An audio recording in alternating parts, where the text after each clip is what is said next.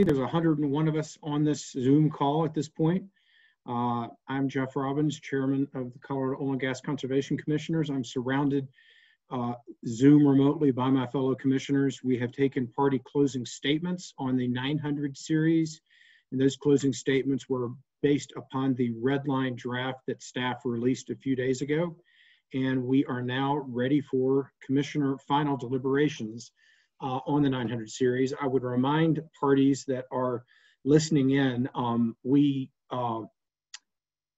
did our initial deliberations on the 900 series last week, as has been our norm, and we provided our initial perspective and consensus issues to staff, and then they created the red line that was released a couple days ago. The parties have now had a chance to talk to us about that, and here we are.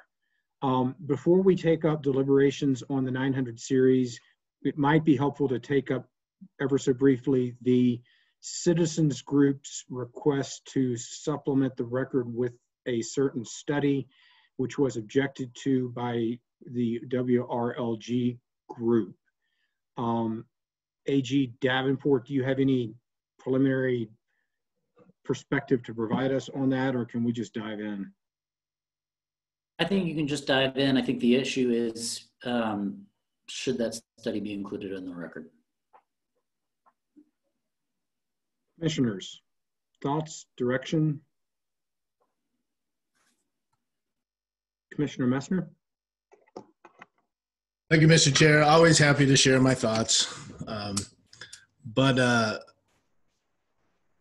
You know, I think we made it through almost this entire rule series without a bunch of lawyer games being played, and this feels like a little bit of a lawyer game being played. And so I acknowledge that the table, as included in the rebuttal presentation, was a little confusing as far as the title goes, but I'm fully capable of reading the footnote on the table and understanding exactly what the table was talking about.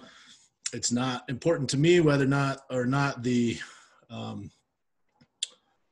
body of the study is necessarily included in the record. As the footnote was on the table, I'm able to read the footnote and follow that up with the study. If the study wants to be included, I'm all right with that too. I just don't want to get carried away with a bunch of procedural lawyer motions interfering with what, in my mind, has been a pretty clean set of rulemaking series here without playing a lot of gamesmanship. And so I'm okay with including it. I'm also, I mean, the meat of that is really in the table. I found the table helpful. So those are my thoughts. Commissioner Gonzalez? Yeah, I appreciate well-spoken thoughts by Commissioner Messner. I echo the same approach. I don't see harm with including the study. That being said, I do like the idea of kind of keeping it clean. We have the information. I haven't relied on that study with anything that I've been in my considerations beyond the testimony presented by the citizen groups and the slide presented in their testimony. So that being said, I don't see harm with including it, but I don't think it's necessary, and I appreciate the effort to keep a clean docket and a clean record. So, you know, I can leave it at my comments, and we can put it to a vote when we're all done. Thank you, Commissioner Gonzalez. Commissioner Najapa? I agree with my fellow commissioners. Again, I also, don't see any harm in including it, but I don't feel it's entirely necessary since we have the information we need. And I would just say that I agree with my fellow commissioners, and I think that including it could create a subtle, slight risk of being beyond the case management order. And since we all seem to be able to understand the table on its own, I would be in favor of not including the actual study.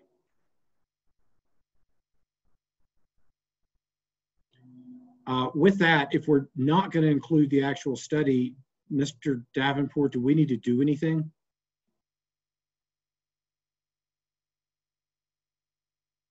Found the mute button.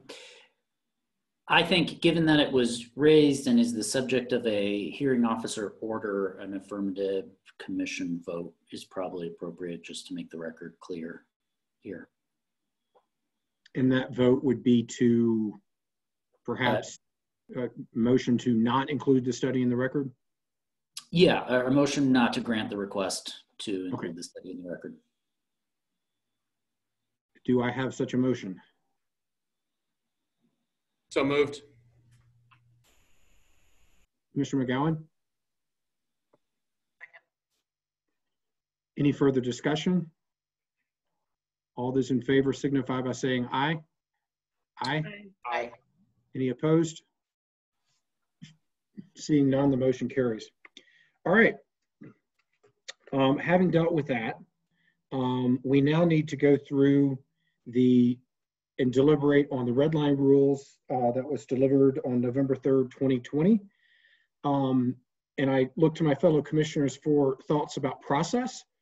We can use the staff presentation that went through it not quite sequentially, but went through it issue by issue with their suggested edits, or we can take the red line and just walk through it page by page and see what folks want to do, or we can create a list and go through our list.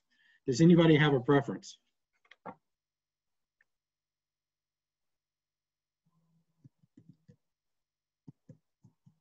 Commissioner McGowan, then Commissioner Nanjapa. Thank you, Mr. Chair. So I feel pretty comfortable with the red line version that the staff put out, and I feel like we've had, for the most part, some very positive feedback from the parties. I guess my suggestion would be to ask the commissioners if there's anything that we want clarified, or to, based on what we've heard, any changes or sticky wickets still left.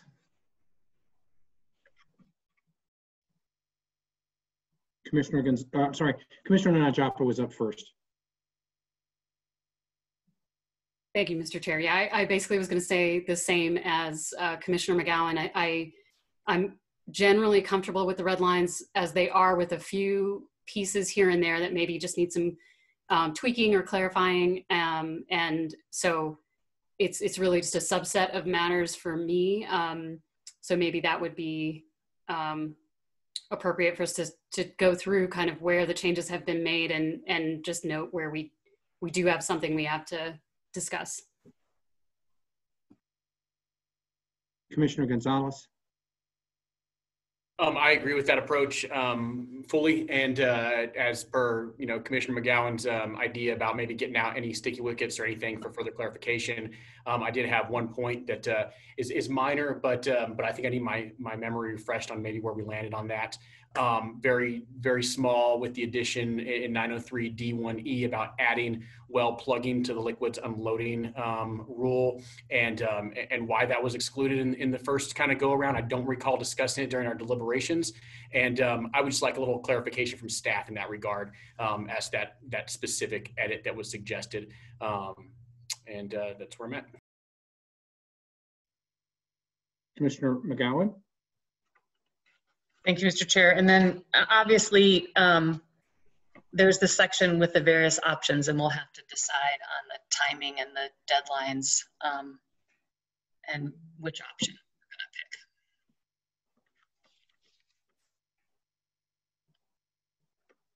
Commissioner Messner.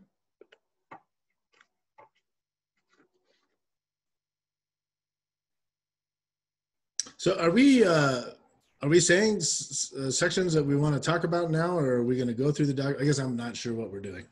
I guess I'm not either. Commissioner McGowan, do you want to tell us what it was your idea? Well, it perhaps might be easier for us to start at the beginning and walk our way through and stop when there's something that we feel we need to discuss or make a decision on. But I think what I hear from my fellow commissioners is that for the most part, staff did a good job listening to everybody, and we just have some things we need to clean up and or address. So let's do that. Everybody get out your red line, and let's just go sequentially. We haven't done this yet in all these months that we've been together, and let's just sequentially walk through it. I agree that in general, I think we think it's in a pretty good place, but there may be questions. So are there any questions relative to the 100 series definitions? Just raise your hand if you have a question. Otherwise, I'm going to keep moving so that we're not just being static. So the 901 general standards, 902 pollution,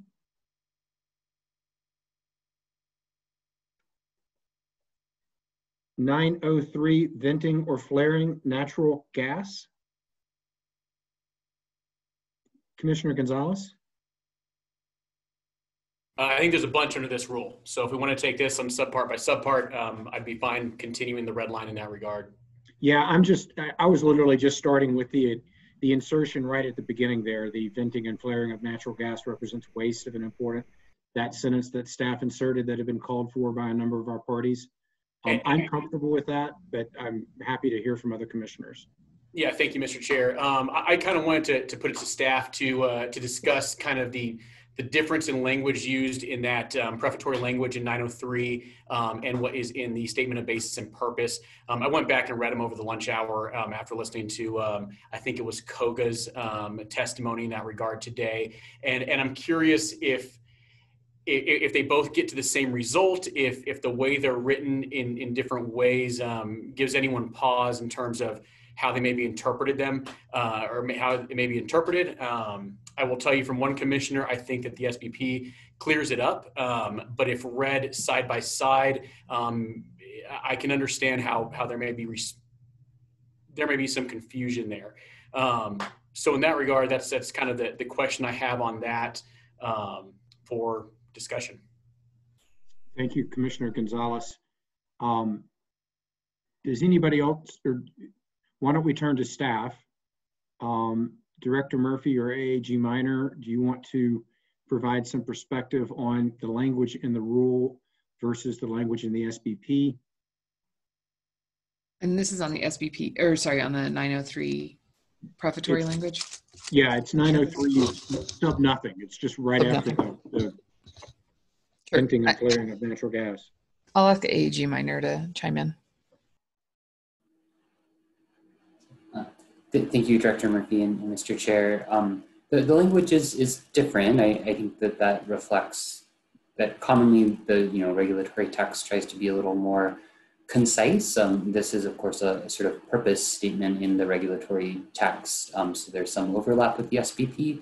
I think some of the main differences that it's, the SBP is supposed to be providing a statutory basis for all rules adopted, and so there is an explicit reference to the statutes that prohibit and define waste as part of the Oil and Gas Conservation Act.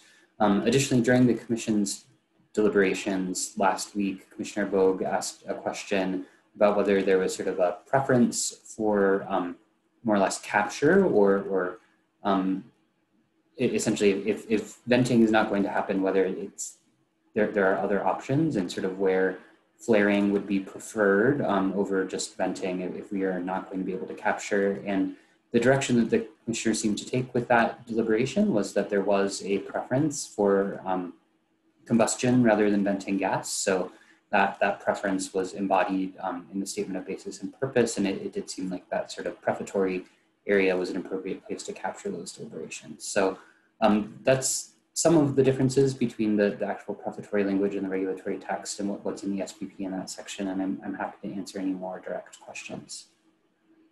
Thank you, AG Minor. So I think what I'm hearing you say is that the combination of having it in the SBP and then having this purpose in the rule is obviously where staff landed, and you remain supportive of that approach. Yes, I mean, it is, of course, as directed by the Commission to include the prefatory language. And I think, obviously, staff is here to support the Commission there. And that was what we thought we heard from your deliberations, and we're trying to faithfully incorporate into the SBP. Commissioner Gonzalez, did you have follow-up? I do not have follow-up. I agree. I think the rule is pretty clear on what the intent is, and the SBP isn't clear on what the intent is. I think this language in general is consistent with all that. I don't see a harm in how it exists in its current state, but wanted to bring it up for deliberation. So if any other commissioners have anything on that particular item, I think I'm comfortable with where staff landed on it. I'm seeing heads nodding up and down, so I think we'll be able to move on. The next is the well liquids unloading. I think here we've got the issue of the 48 hours versus the as soon as practicable, or something along those lines that perhaps you suggested, Commissioner Gonzalez, and that certain industry picked up on. And then there's also the question of, is it just limited to well liquids loading? There was something else somewhere in my notes of a different type of thing. I think it was well plugging, Mr. Chair. There you go. Thank you. We're good as a team. So do we want to talk about the 48 hours language that staff came up with versus the as soon as practicable language that others suggested? Commissioner Gonzalez? I'm happy to kick this off, Mr. Chair.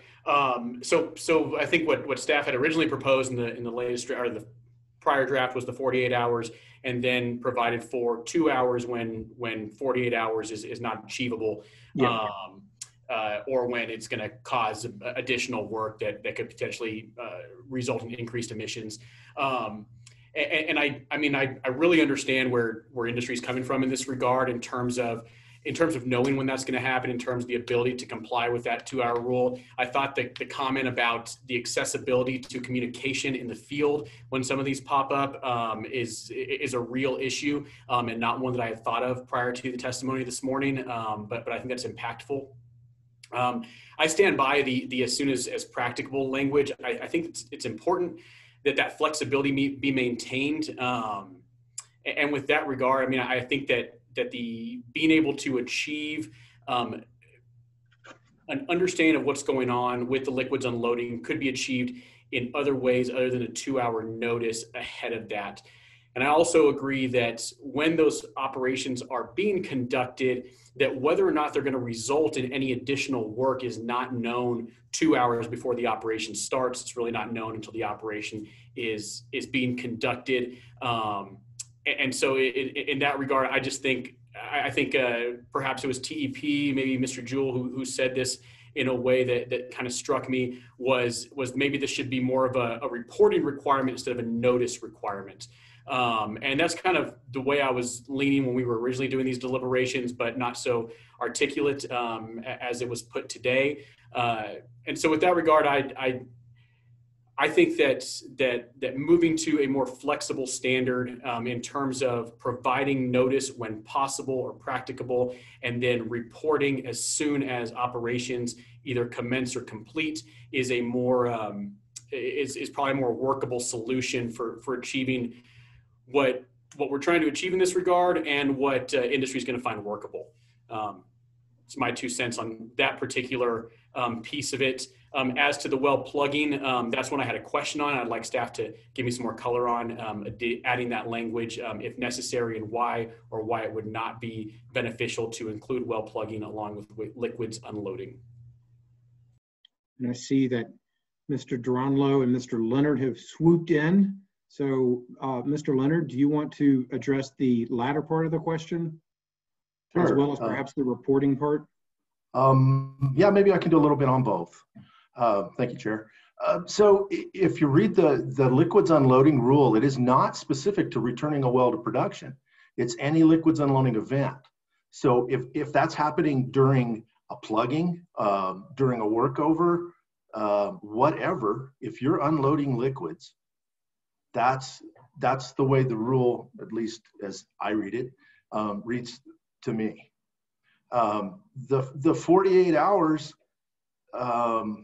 so a couple things there. If you have 48 hours, if you know within 48 hours, tell us, right? And there may be those cases where that needs to start right away. I do have a little bit of a problem with the notice, because the field operators are not ever, in most cases, not ever, I shouldn't say not ever in most cases, but in most cases, they're not going to have access, password access to COGCC e-forms. They're going to have to call into the office and make that notice, someone in that office is going to have to make that notice. We're in an age of pretty good technology, pretty good communications, and I would think in most places where this is going to occur, that notice could be made fairly rapidly. And we do understand there's going to be times it will be, it'll be less than 2 hours. The problem sometimes becomes, as soon as practicable, they forget in the field to tell them, and then 2 days later, right, we get the notice, and that's not helpful at all. If that helps you, sir. Commissioner Gonzalez? That helps tremendously, Mr. Leonard, and I really appreciate the first part of your answer. I think that really cleared up the need or lack thereof for including the well plugging. I agree that technology, does allow for a lot of communication. My question becomes then, what happens, or what's the penalty if someone is unable to make that call and to submit that notice 2 hours prior to the unloading event? So I would, just speaking off the top of my head, I wouldn't necessarily think there would be a penalty. It would be a case-by-case basis. We would have to have that discussion as to why couldn't you supply that? And, if it was the situation, well, this well's, I've got to unload it now, right? So as they're starting that unloading process, they could also be making that phone call to have that notice sent into us. The only time I would potentially even, and maybe Ms. Byrne or Mr. Onlo would want to jump in here, but the only time I would foresee enforcement if it was 3 or 4 days later or no notice, right? So we have a field staff drive up and they're unloading a well and there's no notice. Mr. Chair. Yeah, please. Would it be appropriate then, because kind of the concern was that, if it's as soon as practicable, that you may not hear from them for 2 or 3 days, if at all. Would it be appropriate to say as soon as practicable, but no later than, 24 hours after commencement or completion? I don't know what the appropriate time frame is for that of the unloading event. Like, would that get to the same issue at hand? Potentially, yes. I mean, I don't know that I would want to go 12 to 24 hours, but, within a reasonable amount of time that day. So what would you like to go? Chair, may I add on a bit? I think, Commissioner Gonzalez, the things that were really important about this to us is the advance notice piece. And to me, the times when that kind of immediate turnaround and there isn't 2 hours are fewer than when 2 hours could be provided. And I wouldn't want to lose sight of the fact that the goal is to get early notice. And that's why, despite ongoing conversations with industry, we have continued to say, 48 hours maybe is too much, but we do really want notice in advance. And I would hate to have an exception swallow the rule, or have kind of these unique circumstances create latitude to get notice in after the fact, which precludes us from any opportunity of seeing the events. And it's an event we want to learn more about. So I think that's just the kind of countervailing pieces that I'm thinking about as I'm hearing the dialogue. Thank you for that. Commissioner Gonzalez? I appreciate all the input from Director Murphy and Mr. Leonard in that regard. Sorry, I lost my train of thought here. I think that, with the 2 hours, I think that my biggest concern is just the enforcement of that rule and any associated penalties. I don't know if it's appropriate to put it in the statement of basis and purpose, or if my deliberation here on record is kind of enough to state that concern. But I would just want to make sure that if someone is trying to make that notice, or is facing an event with which they cannot make that notice in those 2 hour timeframes, that we as a commission and that staff gives some deference and some grace in that regard where appropriate. And I think that Mr. Leonard captured that in his statement, but I wanted to state that overtly on the record. Commissioner McGowan. Thank you, Mr. Chair. So I'm going back to the original subhead D, emissions during production, which is venting or flaring is prohibited except under the following circumstances. And well liquids unloading is one of those circumstances. And we're just asking for prior notification. Do we ever tell folks no if they give us prior notification, or is it more important that we know when and where and how much they might be unloading? I'm trying to understand, you know, if instead we were to say 2 hours or as soon as practicable, if you have some sort of some situation that requires that you weren't able to anticipate 48 hours ahead of time, what negative thing happens if it's 2 hours prior versus 2 hours afterwards? Do you see what I'm saying? Mr. Leonard? Sure. Thank you, Chair. So there's a couple more considerations that we have to take into account. And we do want, what we want is when and where, right? And during that when and where, are the appropriate BMPs, or for that where, are the appropriate best management practices in place? In other words, if I'm unloading a well in a subdivision, have I put the appropriate best management practices in place to capture that gas so I'm not blowing that, venting that into the subdivision? Commissioner McGowan. Thank you, Mr. Chair. So, Mr. Leonard, are we saying that if we were given 48 hours notification that staff then might have the opportunity to stop by the site and ensure that best management practices were being utilized? And I'll stop there. Yes. Easy answer, yes. Commissioner Putnam. Thank you, Mr. Chair. And I'll just add from a CDPHE perspective, because we would receive the notice as well. I think there are two potential uses.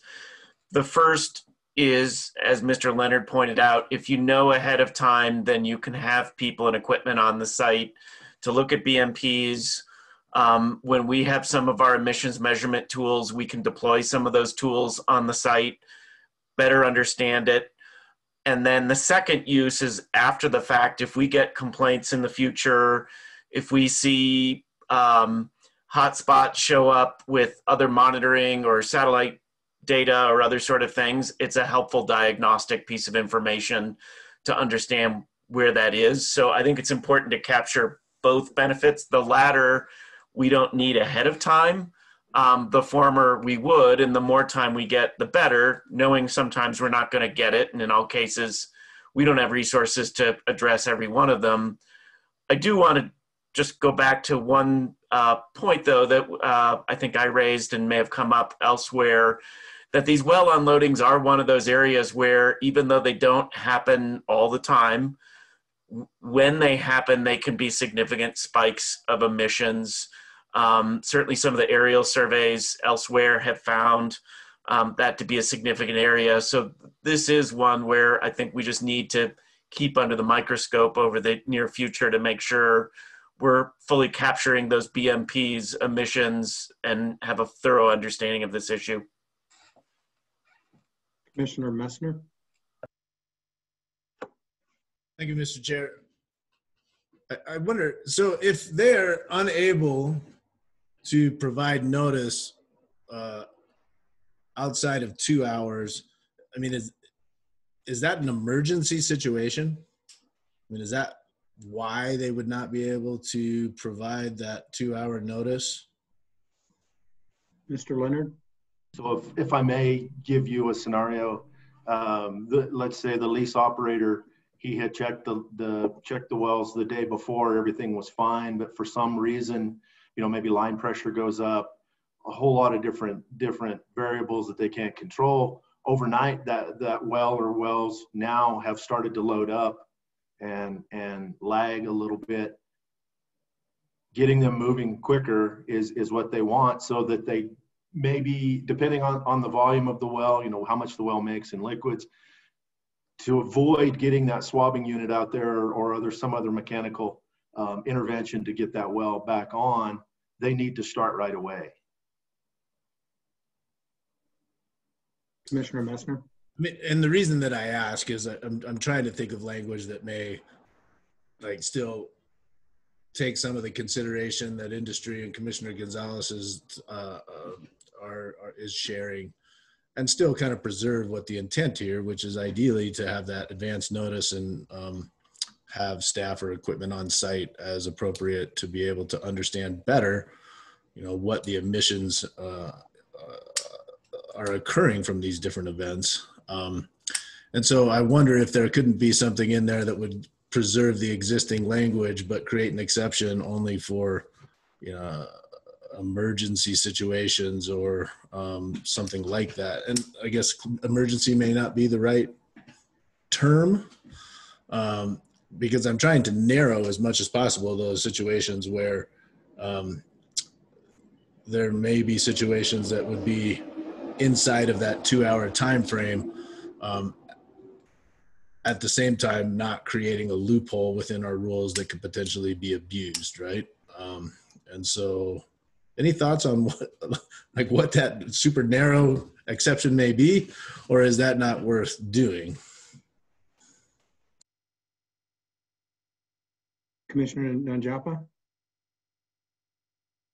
Well, I don't know if staff was planning to respond there, so I can wait, but I did have a similar thought with respect to what Commissioner Messner was just saying, and it really was helpful to understand kind of these situations, but it does seem like, if I'm understanding correctly, that the subpart I is more in a planned instance, and a subpart 2 is, or II is the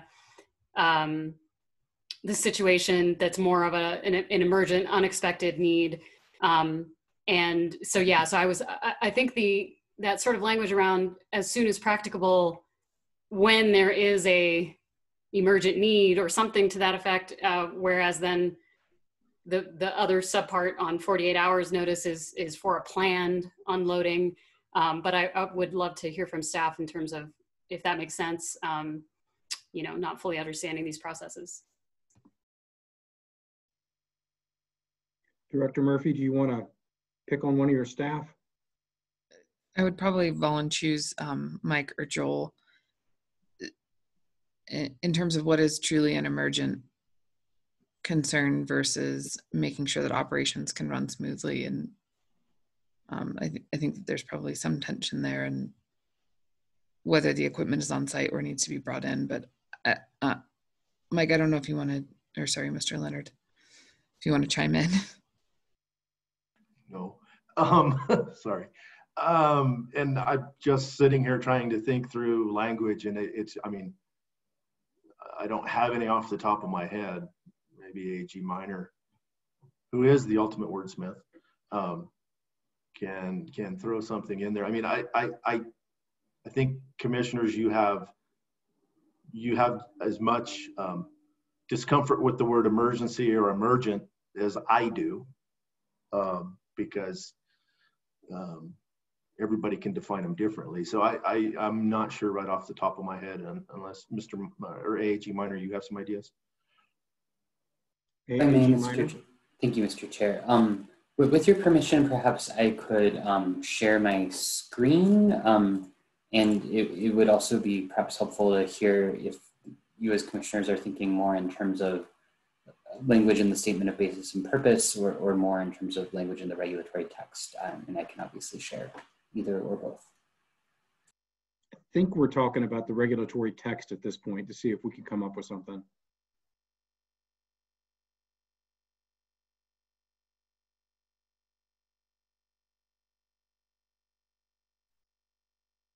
Can you see my screen all right? Yes, we can. Thank you, A.G. Minor. I mean, what's to say we don't just drop in a parenthetical after 2 hours and say as soon as reasonably practicable? I mean, without having to get into the emergent or it's a problem sort of scenario. Yeah, put it in brackets so that we can remove it once we all determine this is a really dumb idea.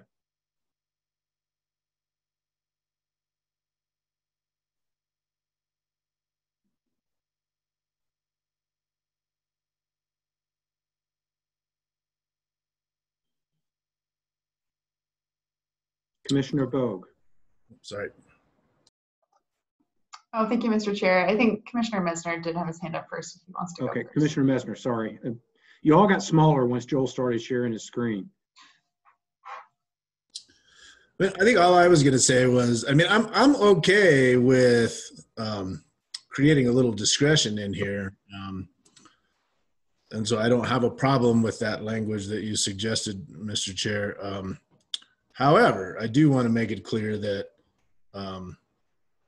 you know, this will be the first rulemaking I may bring up if it's going to be abused or utilized as a tool to not have staff or equipment on site to be able to conduct the analysis necessary to understand better what emissions are coming from these instances. And so, that's my statement.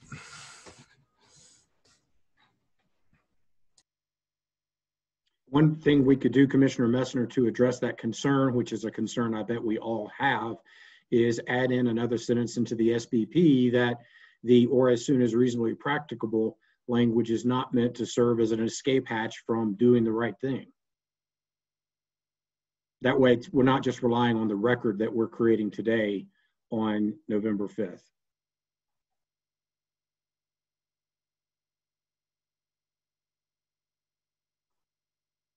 Commissioner Gonzalez, does this start to get at your thoughts? Thank you, Mr. Chair. Yeah, no, I think this is a great landing spot, and I think it's important that we set our intent in the SBP, that we do not intend for operators to take advantage of this. Then we do intend that notice is provided at 48 hours ahead of the operations when possible, at 2 hours ahead of the operations when possible, and when that can't be obtained, and in those rare circumstances that we understand that those circumstances exist, and therefore we would expect notice to be given as soon as practicable. Commissioners with other thought, Commissioner McGowan, I thought I saw your hand. I think Commissioner Bogue had her hand up too. Did she get her question answered? No, Commissioner Bogue. I mean, this was, thank you, Mr. Chair, more a question for staff. You know, obviously the 2 hours, I think likely that was an informed decision. And so I'm just curious, perhaps a question for Mr. Leonard. In your view, what proportion of unloading events can be planned, you know, substantially beforehand, several hours, versus what proportion would come up and, you know, need to be done within, say, 15 minutes, sort of realizing what the situation was? I think that context might just help us agree that this approach that we're taking is reasonable. And I'll have to admit, I'd like to give you that context, but I can't, because it's just all over the board. Again, the operator may show up and be able to get that well unloaded. It may be too late, or it just depends on the well. It's a well by well, case by case basis. It's the best I can do. Sorry. Commissioner Bogue, you win the chocolate chip cookie of the day. I don't think I've seen Mr. Leonard stumped during this rulemaking. Great question. Commissioner McGowan.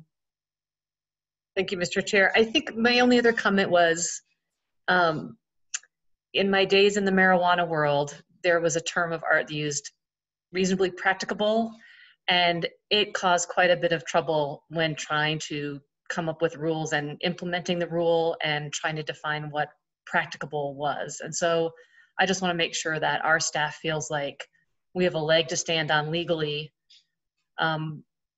when we're trying to figure out if something was done as reasonably as practicable.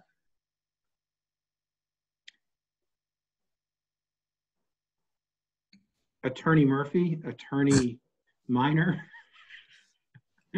Happily not an Attorney Murphy, but maybe AAG Minor should jump in. Sure. Thank you, Mr. Chair and Director, former lead Attorney Murphy. Reasonably practicable is certainly a challenging term from staff's perspective, because I think it can mean different things to different people, and I think it sort of raises a question, right? Are we talking about practicable for keeping the pumper on schedule, or are we talking about practicable for maintaining safety? it sort of could look different in the eye of the beholder. We could go with, you could go with language that's more akin to within 2 hours. I think that's another option that staff have batted around. It's challenging because sort of staff doesn't want to be in the position of sort of evaluating the necessity of the timing of every Form 42 being submitted, but also does want to ensure there's some sort of advance notice without a loophole that follows the rule and results in disputes about, well, this was practical because it kept you on schedule and you didn't have to pause to notify us, but it wasn't necessary. So I do think that language could pose some issues, but this is a thorny problem overall.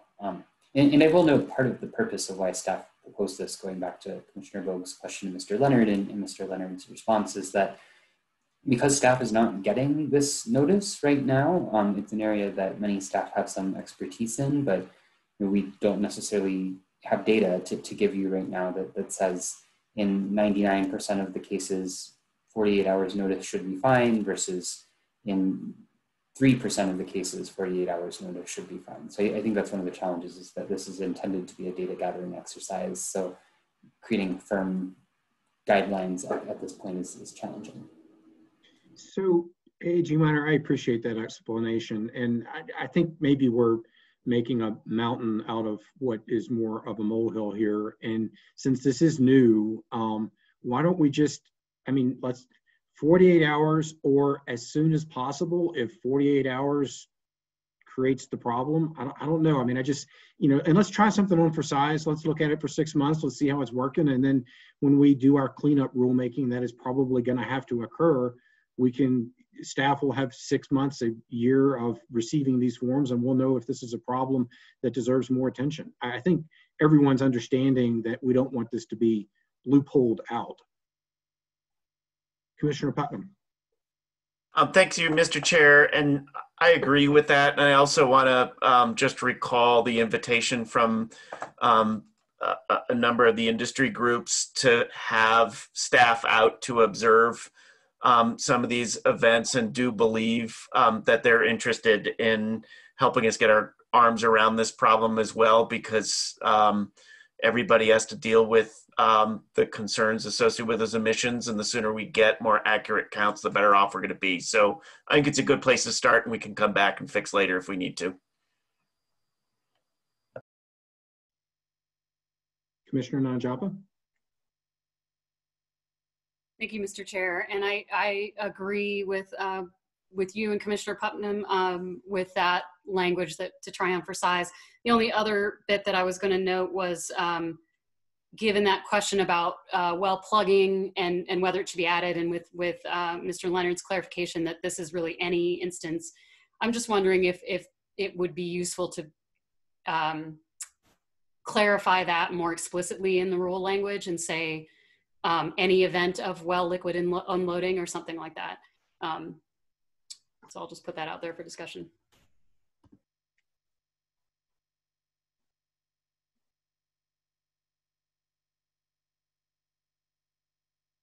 It's fine.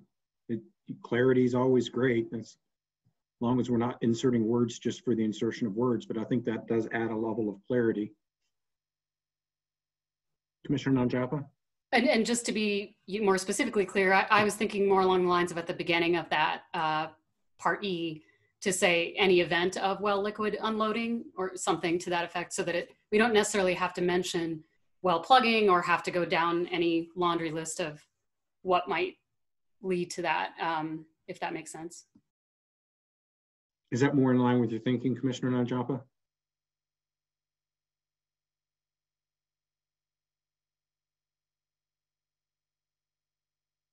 Do we have nodding of heads on this rule at this point? Great. Great discussion. Mr. Chair, I'm actually a little unclear, sorry.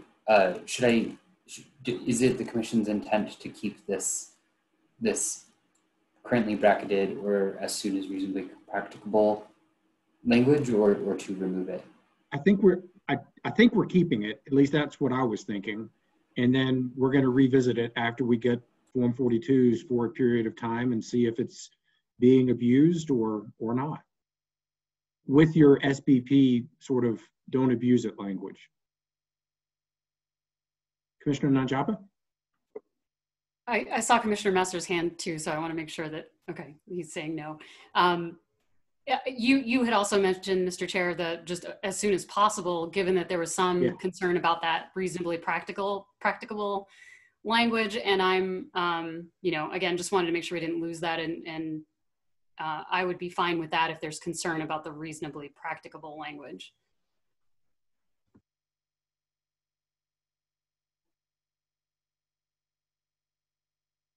I'm agnostic. I could go either way. Commissioner Messner? Thank you, Mr. Chair. Always a fan of using less lawyerly terms in these things, and so I think that you know, as soon as possible makes sense to me.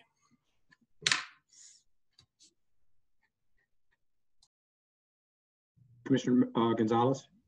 Yeah, and I'm not speaking as a lawyer by any means. It's been a long time since I've done that. But in general, you know, the difference between possible and practicable in the choice of that word is whether or not it can be done, you know, just in theory, or whether or not it can be done like to a successful outcome, which I think is where you get to the practicable versus possible kind of wordplay there. I will defer to AAG Minor, AAG Davenport, and that, I guess AAG Minor in this regard, just to find the right word there. I sometimes get concerned that the use of the word as soon, or the phrase as soon as possible, could be construed a lot more broadly in terms of what is in the realm of possibilities versus what can actually be accomplished.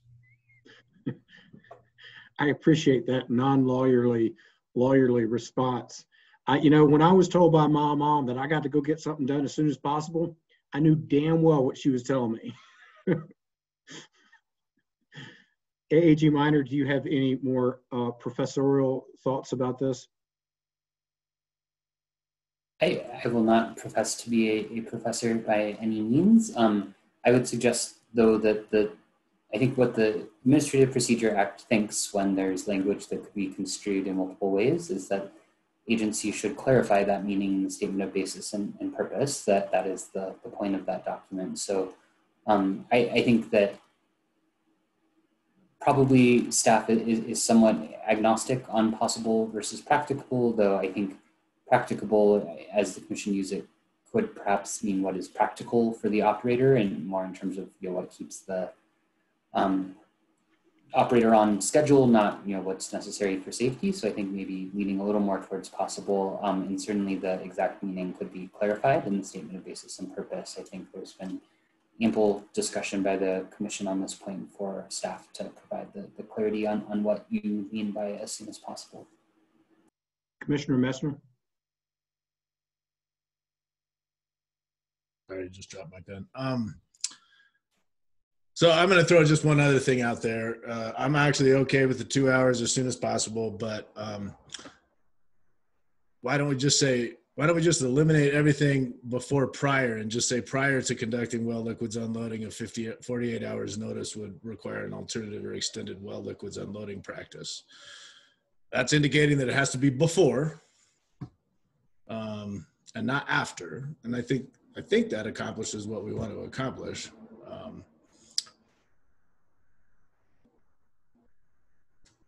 Maybe.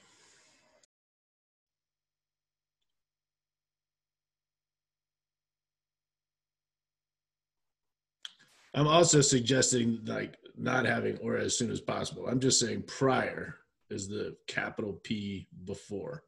And I don't know if that's problematic or not. I think I'm not sure that I totally understand the proposed edits. Mr. Minor, if you do understand, can you put them up on the screen? Well, yeah, I think that Commissioner Mesner suggested cutting all of this. If I do that, it doesn't necessarily show both options. So I had just bracketed, well, it's sometimes difficult to track multiple threads of direction. So I apologize, I don't think the document allows me to do that. accurately. But I think you all understand Commissioner Messner's proposal, which would be to start the sentence with prior and eliminate everything before.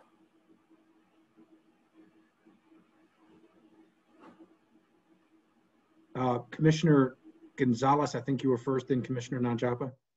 Thank you, Mr. Chair. I'll try and be quick here. I agree with kind of the first half of what Commissioner Messner said. I think that having a standard of 48 hours and a standard of 2 hours and a standard of as soon as possible, maybe tiers a little too much. I would support the as soon as possible or as soon as possible prior to conducting well liquids. That still ties it to as soon as possible. Post 48 hours prior to the liquids unloading would be some language I'd be comfortable with. I don't necessarily know that I read the language as a clear option without any kind of secondary time frame, even if that time frame is as soon as possible. I think I tend to agree with you, Bill, or Commissioner Gonzalez.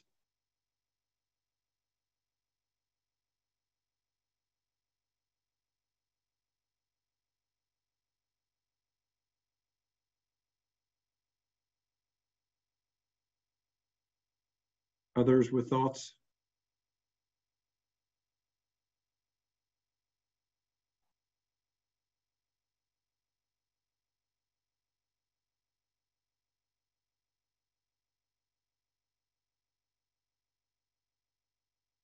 Commissioner McGowan. Thank you, Mr. Chair. I agree with Commissioner Gonzalez, and I think I'm ready to move forward. Commissioner Nanjapa. Same. Commissioner Messner. I agree. I don't want to lose the piece about modifying the statement of basis and purpose, though, to ensure that this doesn't get abused. Okay.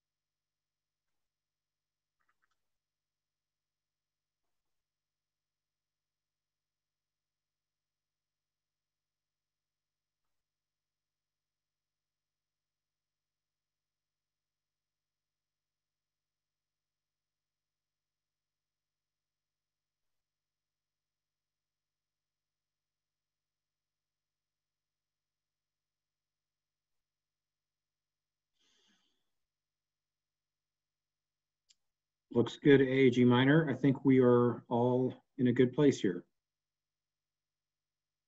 Okay. Cool. Now we get to go to the options. That's next. Paragraph 3.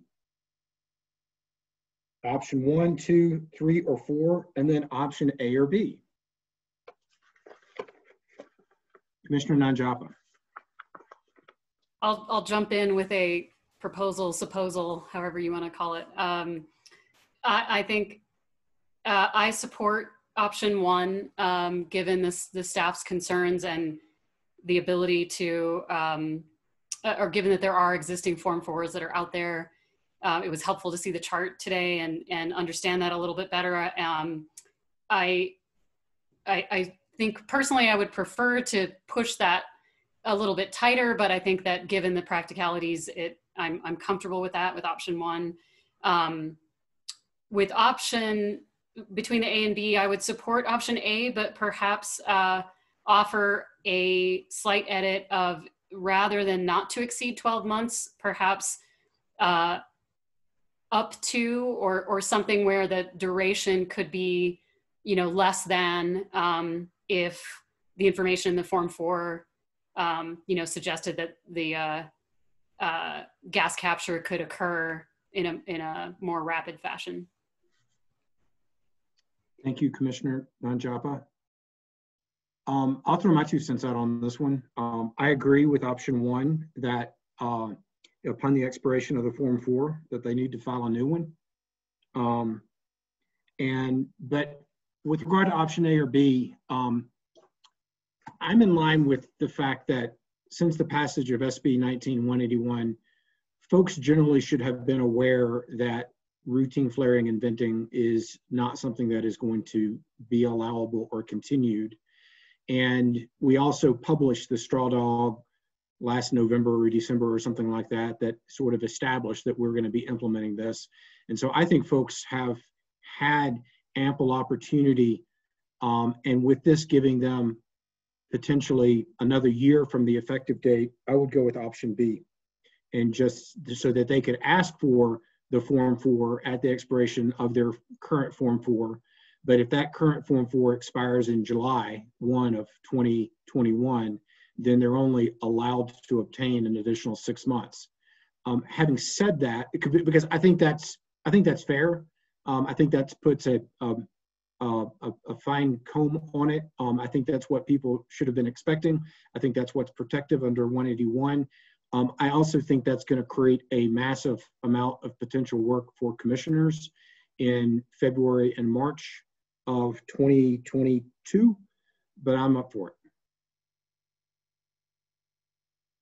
Commissioner Messner. I'll save words and just say ditto.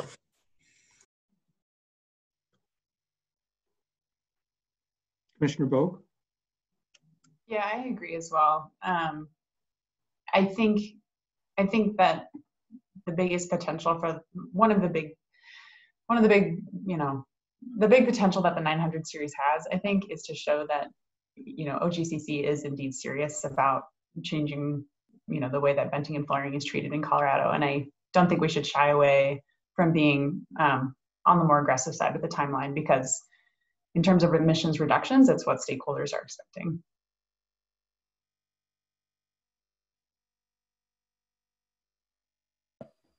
Commissioner Putnam? Thank you, Mr. Chair. And I'll say ditto on the policy side of things, and would just further suggest, which doesn't need to be, in fact, shouldn't be in the rule, but just to make a suggestion that staff report out on this on a roughly monthly basis to show that we're actually making progress on this piece, because I think that's information readily at hand and will be helpful, I think, both for commissioners and the general public to see the benefits of this approach. Thank you, Commissioner Putnam. I think that's a good idea too. Others with thoughts, comments? Commissioner Nanjapa, and then Commissioner Gonzalez. Thank you, Mr. Chair. Yeah, I appreciate those comments, and I definitely, would prefer a shorter duration. And given the other comments raised by you and other commissioners, I support this current direction with option B. Commissioner Gonzalez.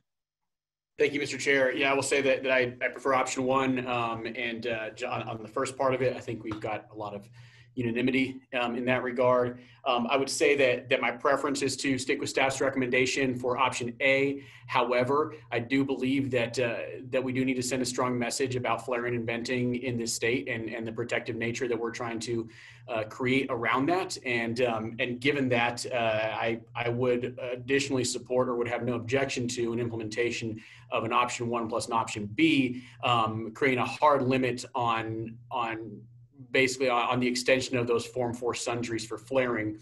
That being said, we're going to learn a lot at the end of 2021, the beginning of 2022, when we start seeing the real applicability of that hard deadline, and who, why, and when folks are or are not able to come into compliance with that. And so that being said, it's kind of where I stand, but I do leaving my mind open to learn more about this issue as the year goes on.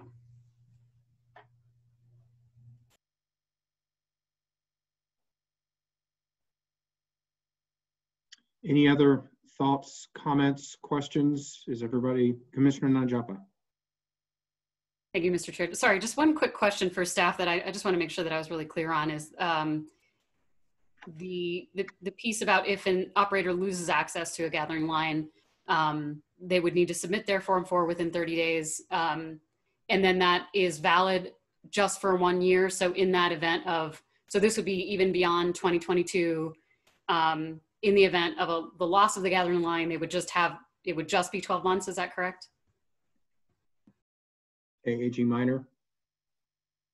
Yes, thank you, Mr. Chair. That is correct, Commissioner Ninjapa. So the 12-month limitation in the sentence refers to a one-time request to vent or flare. So that would be all of the requests to vent or flare under this 903D3.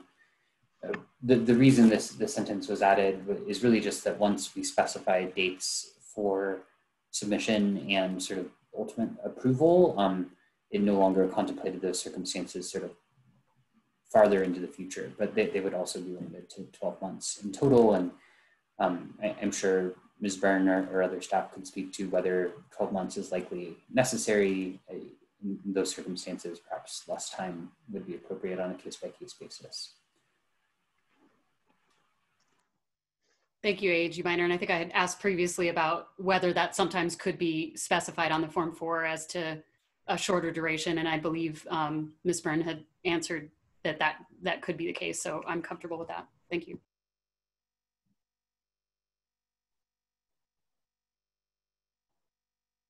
Other commissioners with thoughts, questions? Are we in general consensus on paragraph 3 then? Okay. Good work, folks. Pets. Commissioner Messner. Thank you, Mr. Chair. Just so I don't lose it, and maybe I apologize. I didn't take. I don't think very good enough notes on this, but the industry group brought up a point in 903D1 about vented or flared during maintenance, and I can't remember what their red line suggestion was. I didn't know what other commissioners' thoughts were on that suggestion. They seemed to feel it was important to make sure that the maintenance piece was in there. I know that it's in there under B, but I guess my notes say just 903D1, so I didn't know if there was an expectation to put it in the header paragraph or not. And does anyone else have a note on that? Yeah, Commissioner Messner, my notes are a little sketchy on that too. But I kind of wanted to, and I probably should have done this when we turned to 903 to begin with. Industry had some particular either definitional or other minor, I guess I would call them, asks. And if staff wanted to sort of speak more broadly to those issues that were articulated, it wasn't like on a slide or anything, but there were 3 or 4, I thought. And I tried to capture them, but I did a poor job. So I would turn staff to answer Commissioner Messner's specific question, and it's also more broadly opened up if you have other ideas, thoughts, etc.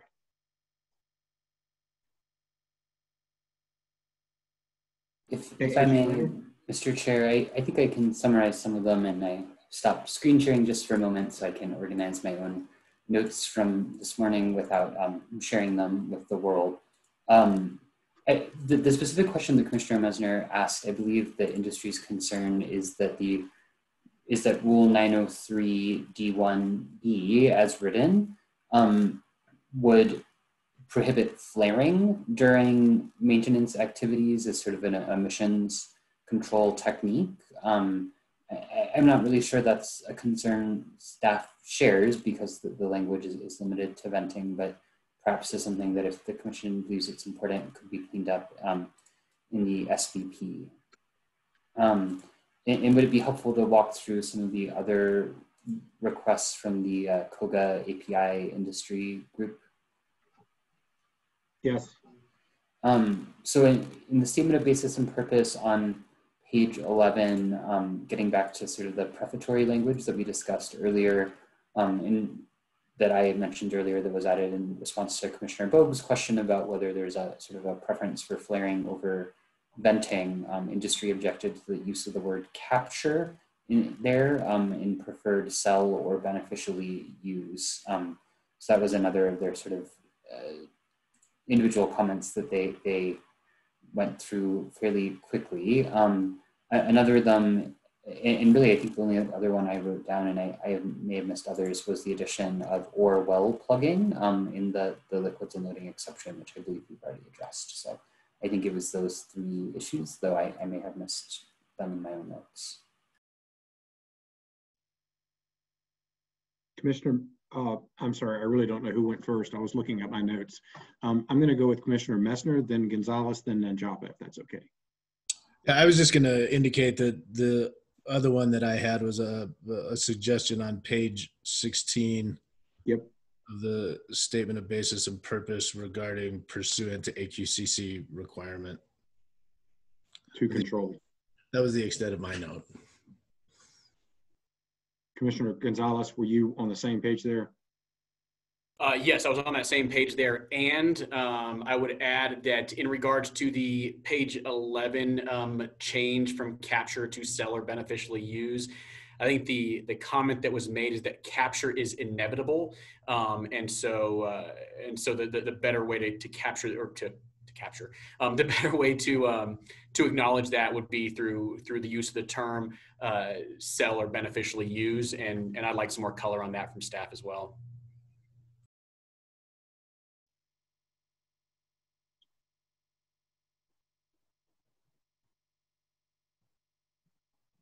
AAG Minor? Sorry, I'm not sure what you all would like now. Would you like a staff response to the point raised by Commissioner Messner or Commissioner Gonzalez, or are you all brainstorming? It would be helpful if I shared my screen. I want to make sure we're providing useful resource, but I wasn't sure what the direction was. Commissioner Messner? Thank you, Mr. Chair. So direction for me as one commissioner is there were some suggestions to the for modifications in the statement of basis and purpose. I'm assuming that the statement of basis and purpose was created, the language in there by staff was purposeful and felt like it captured everything.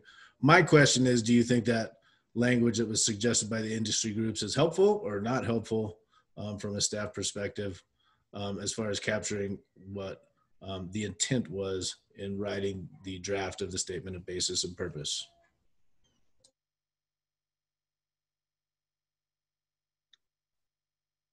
Director Murphy. Mr. Leonard, do you have thoughts on that?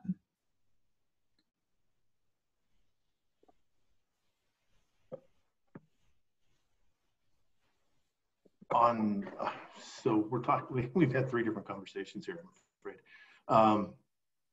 The capture, so which, I'm sorry, Commissioner Messner, which statement? Oh, both.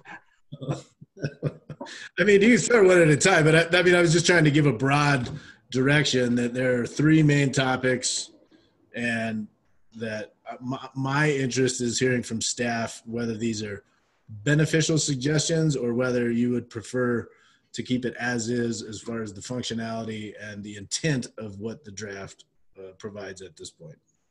So to be clear, this is under 903 D1 and, for instance, D1B, correct?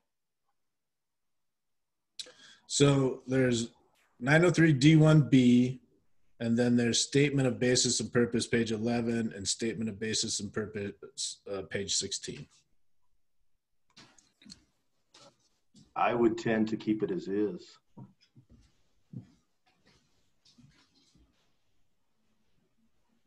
Commissioner Najapa?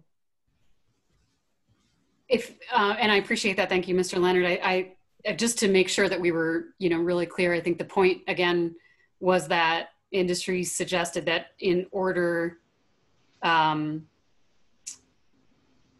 capture would be required as part of the process of preparing to sell or beneficially use, and that's where they wanted that change made, that capture would occur sort of before that.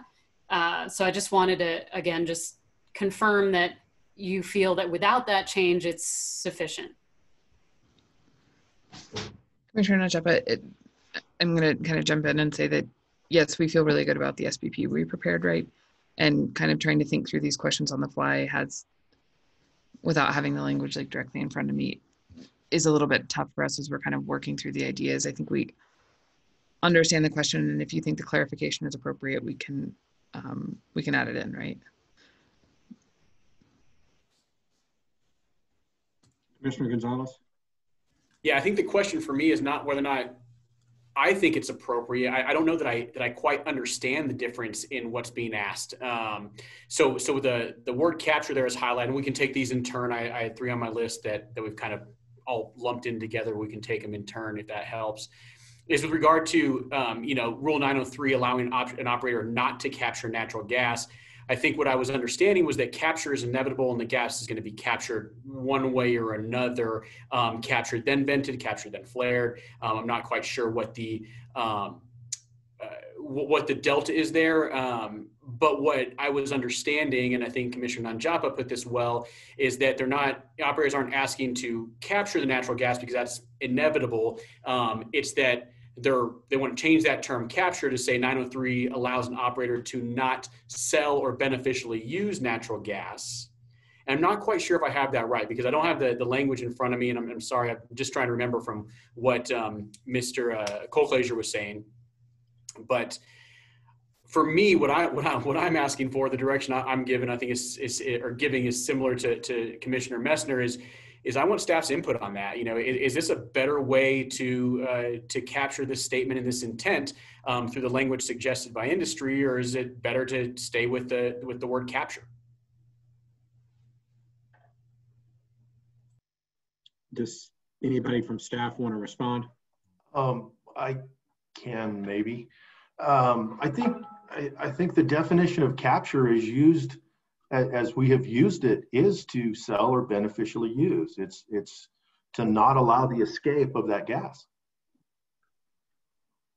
And maybe that's a little bit simplistic, but I think that's where we're going. Mr. Chair, if I may add. Oh, go ahead, AG Minor. And Mr. Drelno or Mr. Leonard could speak to this too. I think that what I think I heard Mr. Colclaser say is that industry considers flaring to be capture, but that's not what staff uses the term flaring to mean. So I think from staff's perspective, there's really no difference between capture and sell or beneficially use, because we wouldn't really put flaring as a form of capture, right? That I guess the gas is it's not being released into the atmosphere. So in that sense, it's kept within a flare or other enclosure.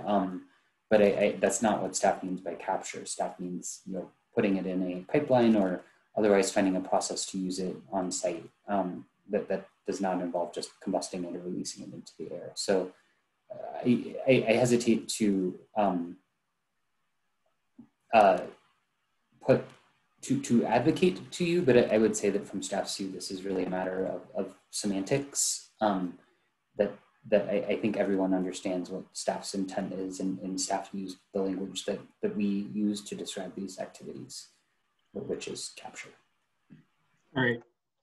I, for one, am going to go out on a limb and suggest that we do not need to undertake these 3 or 4 proposed edits. I did hear from certain other of our industry stakeholders that they were fine with the draft as drafted. And so, because one, I think it's difficult to try to scramble on the fly here, and the language was read to us very quickly. I think this has been vetted quite a bit by staff and through stakeholders. I think we have in large part industry support for the language as drafted, and I don't know what the unintended consequences of changing things are now. So that's my position. Other commissioners with thoughts, questions, positions? Commissioner Messner.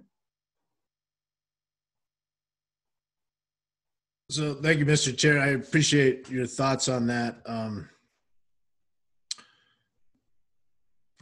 I do think it was quick. I just wanted to get feedback from staff on just thoughts, which I think is inappropriate during the rulemaking to hear thoughts and see whether there is adjustments in there, because I don't think it's, even though this has been vetted by lots of people, I don't have a problem going through it one more time and just taking a look at it. Hearing the initial staff thoughts on it, I'm comfortable with, where we're at on this. And so I don't think we need to make any changes, but I'm certainly not uncomfortable reviewing these comments. So I don't disagree with you.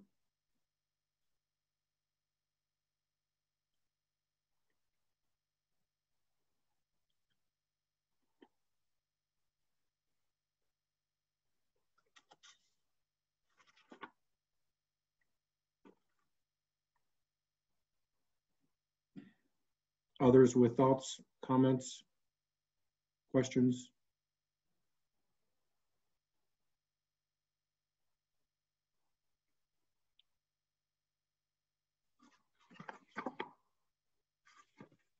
So are we comfortable with the discussion that we've had and with the landing at a spot where we're going to leave it as is, as originally drafted on this early 903 information? And if so, then I think are we ready to turn to, I guess we're going to do one of two things. We're ready to turn to PITS, or are we ready to sort of ask the question, do folks have other areas in which they'd like to have discussion about the staff redline draft?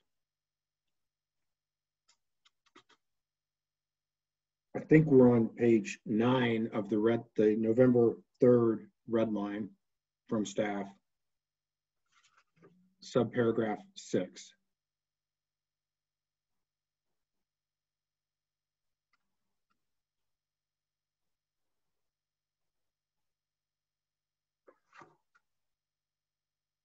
It looks as though we don't have questions or comments, and which is entirely appropriate for us to be comfortable with the red line as drafted, if that's where we are.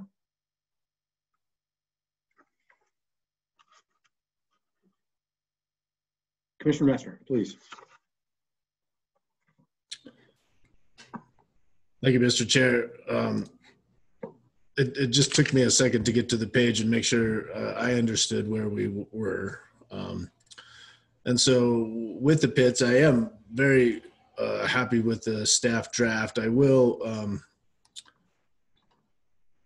I'll reiterate my thoughts and agree with Mr. Sura that his suggested language around 905A4B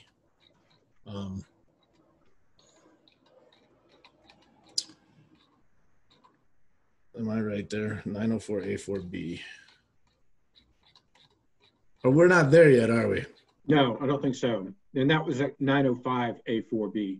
Yeah, 905A4B. Water management plan.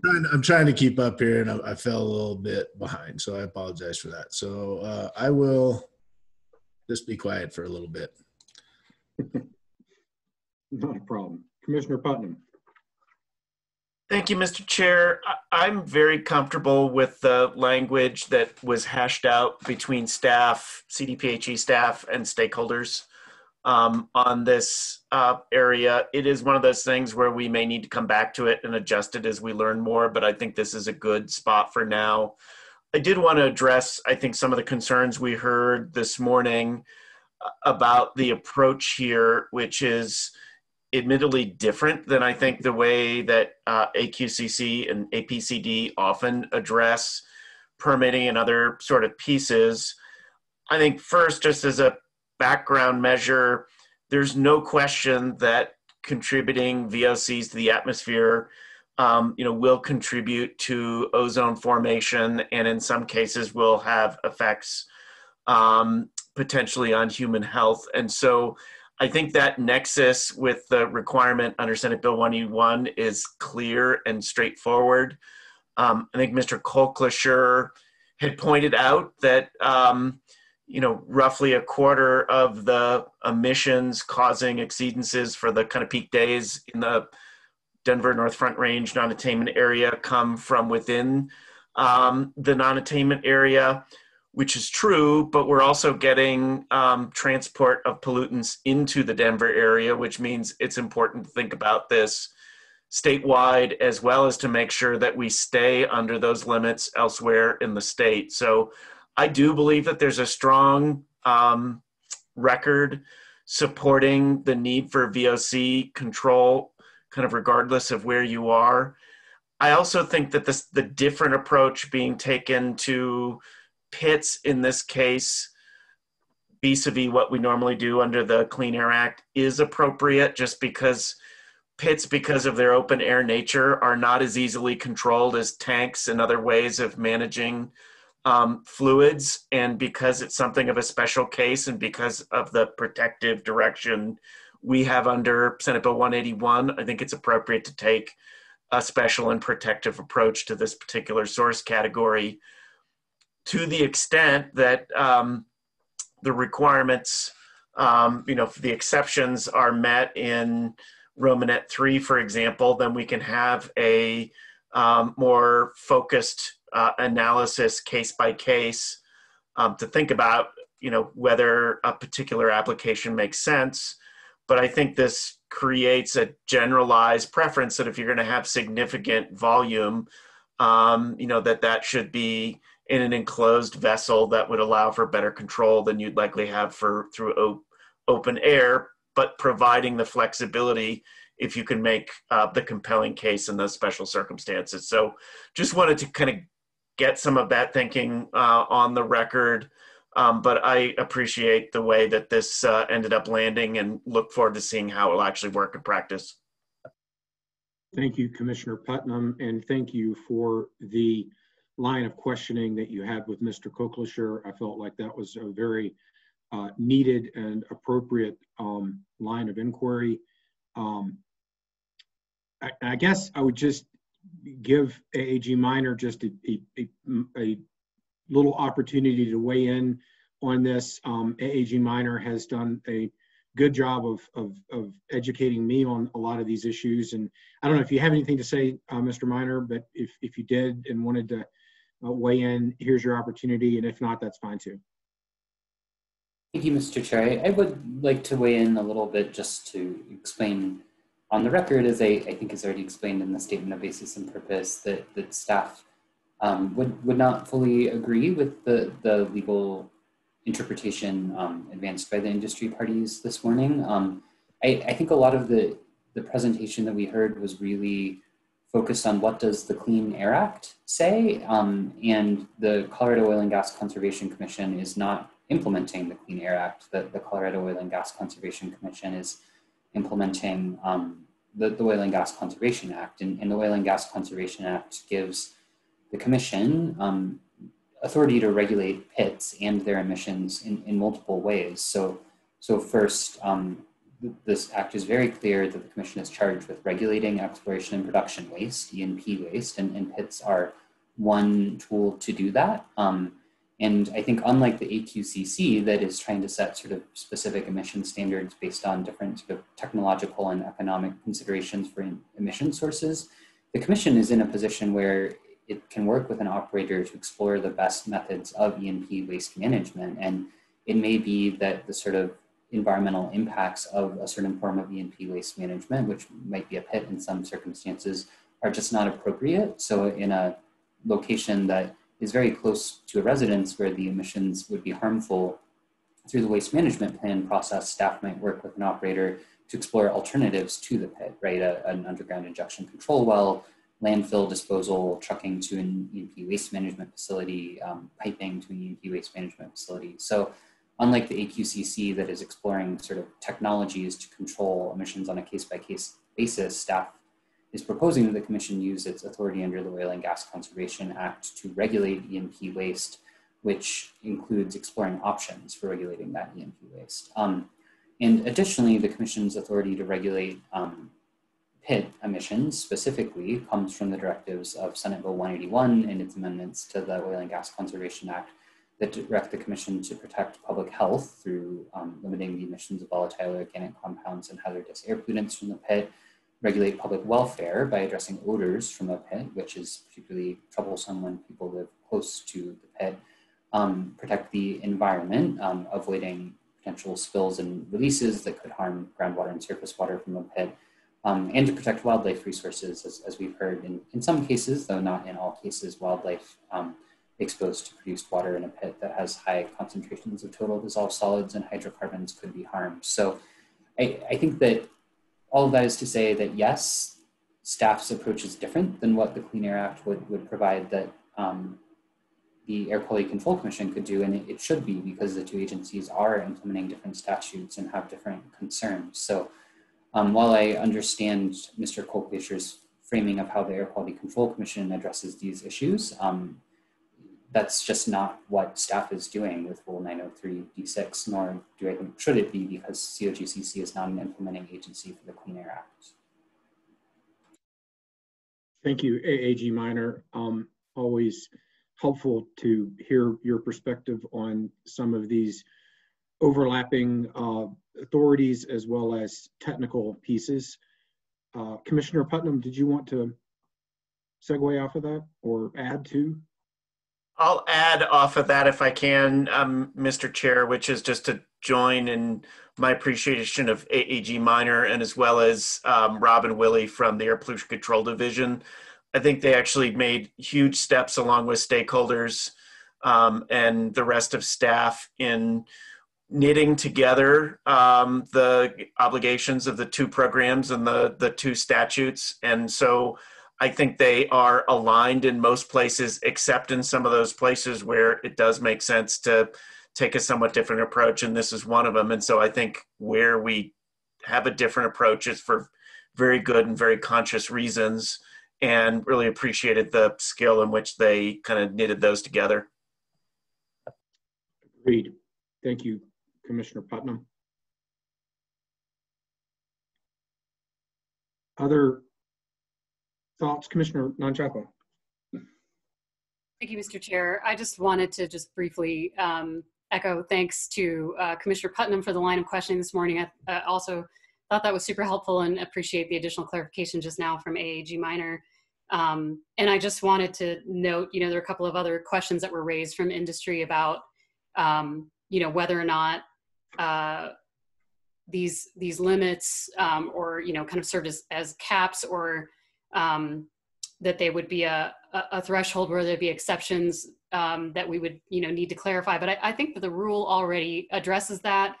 We have a couple of different places where we've got language that, talks about, especially with existing pits, how those, there's opportunities to demonstrate that a greater allowable rate is, it may be necessary. And then also just kind of, echoing some of the comments from Commissioner Putnam about in certain instances, maybe there would be a different recommendation for a new pit, once we had a little bit more understanding of what the emissions were going to be. So anyway, all that just to say that I'm supportive of where we are as it is. So. Thank you, Commissioner Nanjapa. Other commissioners with thoughts, comments?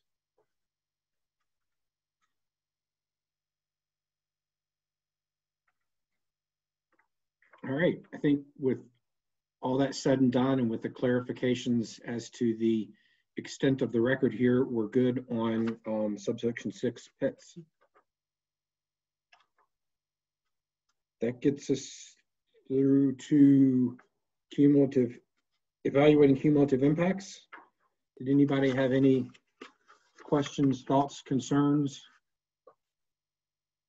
I had one for Director Murphy, or maybe AG Minor, and it's just a minor lawyer nitpick, but over on B1,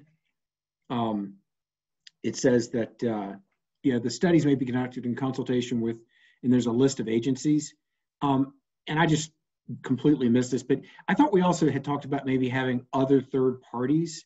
Right now this list is finite, and we wouldn't be able to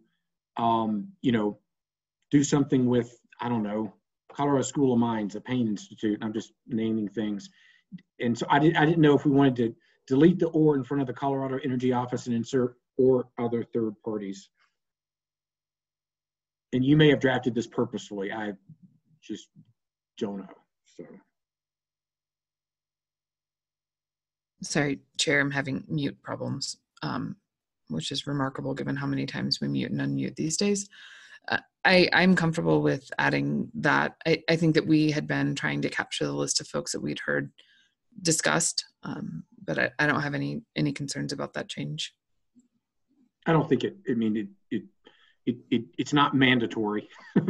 It just adds some discretion. So I think I like that.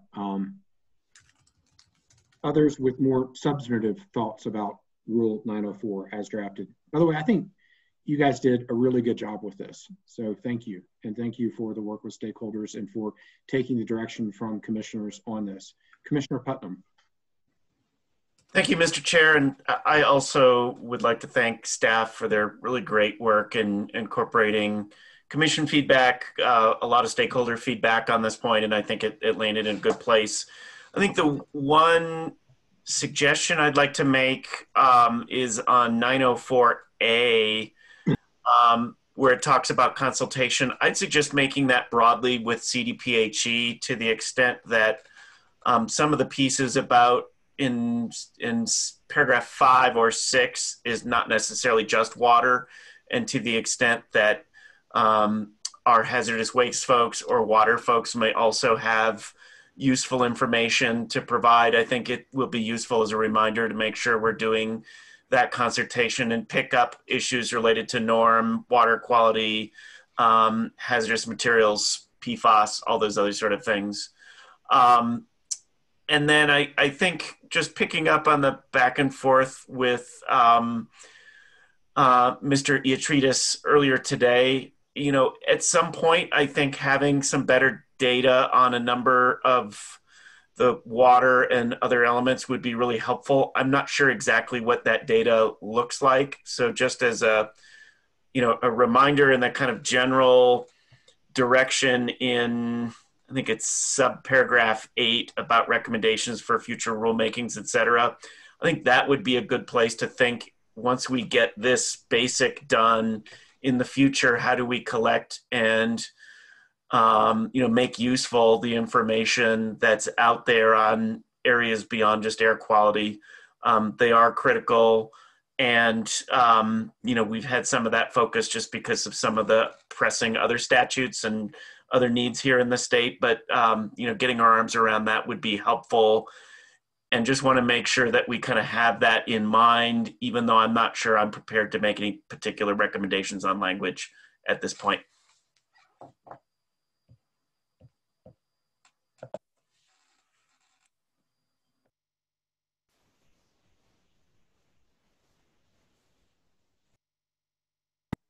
It's amazing how hard it is to find the mute button.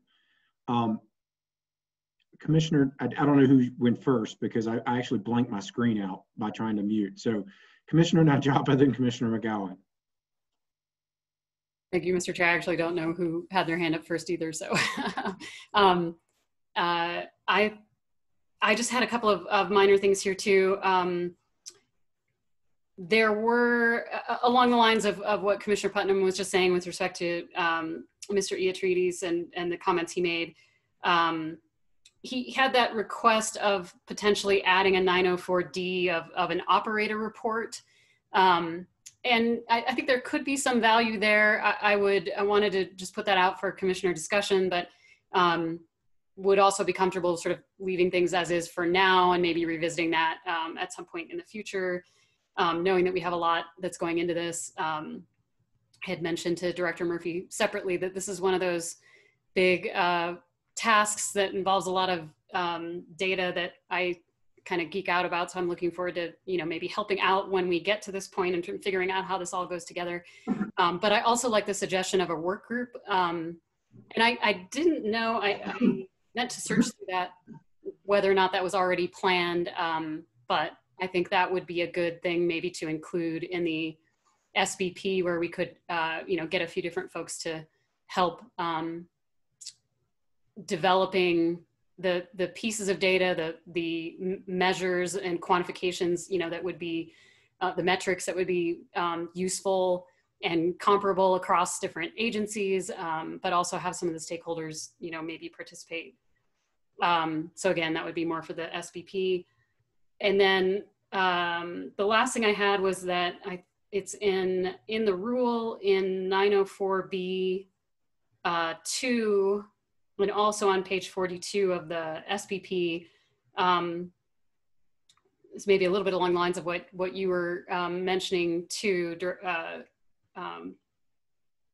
Chair Robbins, about access to other, sort of third parties, or if we were sort of commissioning a study, or if we, in partnership with the other agencies, were helping to support a study through one of the universities or some other independent group. The way the language is written in B2, it's talking about what the operator would do, including providing the director access, but I would say maybe we'd want to clarify there that, or other, I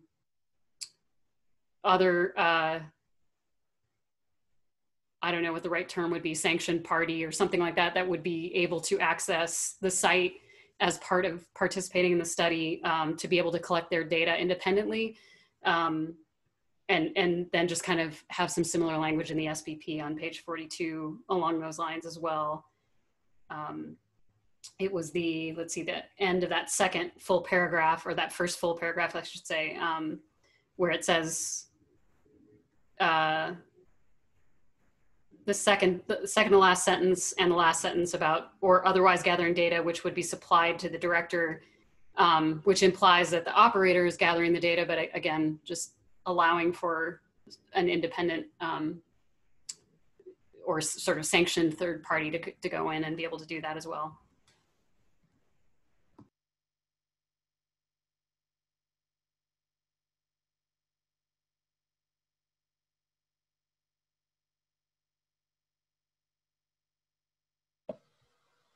Commissioner Putnam. Thank you, Mr. Chair, and thank you, Commissioner Nanjapa. Just to kind of reinforce this point as a reminder, I think have spoken with the Commission. One of the pieces that will come out of Senate Bill 19-204 that passed last year is a new Colorado Air Quality Enterprise, which will have research funding to be able to support some of this sort of research, and anticipate that most of that research would be undertaken by some of these 30 parties that you mentioned, Mr.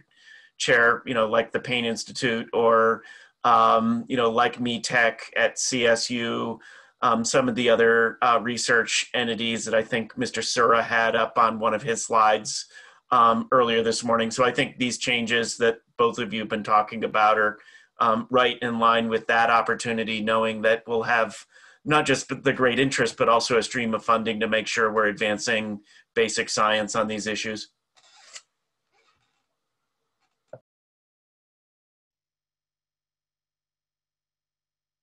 Commissioner McGowan. Thank you, Mr. Chair. Yeah, I'm aligned with my fellow commissioners. I don't think that we necessarily have to have a third party or a consultant doing studies for us all the time. I think there are instances where it's appropriate to ask industry to work on something and or provide data, or other stakeholders or parties to participate. And so I think this leaves the door open and is clear that we might invite a third party to help us, but it doesn't necessarily have to be a separate third party. And so I appreciate kind of that, just opening the door, being clear that it doesn't have to just be COGCC and the operators. There might be a third party involved. And then I'm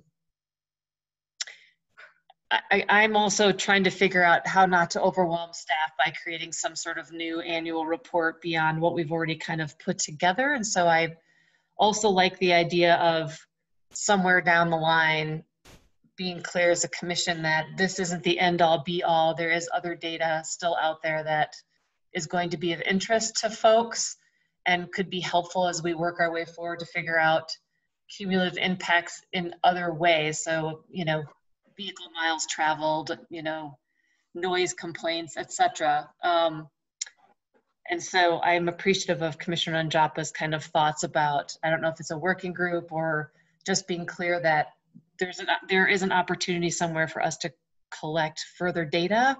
I also feel like the language here in this section is written so that we could open the door to collecting different kinds of data when we're ready to do so. So I'm also pretty comfortable with all the different options that are here for the commission to open the door to other things if it sees fit and it has capacity. Commissioner Gonzalez. Thank you, Mr. Chair. And I agree with the intent and what we're trying to accomplish with all of this. And the only thing that I have a concern about is the word sanctioned party or authorized party, however that's chosen to be used. You know, I agree that the director would have access to a physical location. The operator would have access to a physical location. But I'm concerned about how the operator has a say in who is allowed on their location beyond the regulators and them themselves, the regulated community. So if there's a way, or if it's appropriate to put I don't know, maybe some mutually agreeable language on who that authorized party is, so that you don't just have, you know, the commission and the staff saying, hey, here's a third party. They're going to be showing up at your site and doing whatever they're going to do from a study or a data collection perspective. I'm not quite sure what that looks like, but it's just one very high level concern that jumped out at me during this discussion.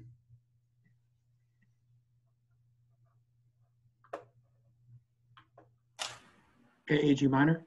Yeah, if I may suggest some potential avenues to address that, Commissioner Gonzalez. These studies are things that an operator is required to participate in as a condition of approval on their oil and gas development plan. So it would have to be somehow addressed in a condition of approval on an OGDP, right? So it would be a COA that would come in some format that would describe, for example, who is allowed to come on and when and what data they would be collecting, presumably. So we could just say NETEC conducting canister sample grabs between July and September 2023, you know, whatever those parameters are. I wonder if in the SVP it would be appropriate to sort of spell that out, or sort of identify a way to bring those terms, for the operator to bring those terms to the commission as part of the hearing, knowing that sort of each individual OGDP would be subject to a commission hearing where all terms and approval of the conditions of approval would be sort of open for review, because staff certainly doesn't want to create sort of a blanket authorization for trespass on a site, or otherwise, you know, sort of extend the commission's ability to conduct inspections to third parties, right? That would certainly not be staff's intent, and I'm not sure I think that was Commissioner Nanjapa's intent either. Commissioner Nanjapa. Yeah, I think, thank you, Mr. Chair. And I think those are, you know, excellent points. You know, we certainly, I don't think anybody's intending here that it would be like just carte blanche, you know, somebody could just come onto the site. So maybe there's something that could be clarified in the SVP there about, you know, with appropriate communication and permission or something to that effect. Commissioner Putnam. I also support that, and I think reinforcing some of the points underlying Commissioner Gonzalez's concern, you know, that I would expect any party, including, you know, state government staff, to make sure that they're complying with all safety, occupational, training, equipage, other sort of requirements. And I think the operator just needs to know who's on site in case there's an accident or incident, and, you know, they need to make sure that everyone's accounted for. So those, I think, are well addressed in the statement of basis and purpose. And, you know, that access needs to be tightly controlled, even though I think it is important. We just need to make sure that it's done very safely for the benefit of the general public, as well as all of the workers and folks on site.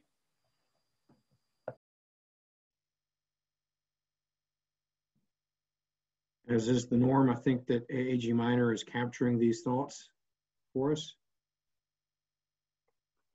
Other commissioners with thoughts on this area?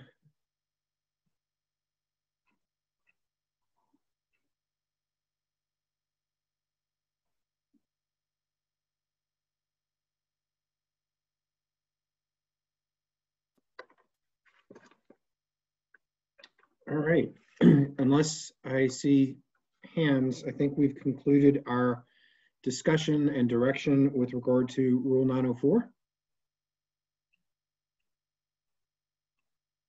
Good work to the team. Rule 905.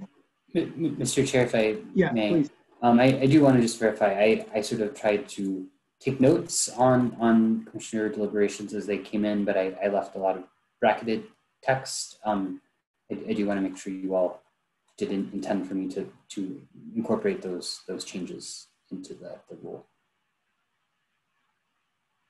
Is that a specific question, AG Minor? Yeah, well, should I remove the brackets on each of the changes that were suggested by the commissioners? Yes, I think so. Is that right? Everybody in agreement with that? Commissioner Putnam? I had one question for Commissioner Bogue.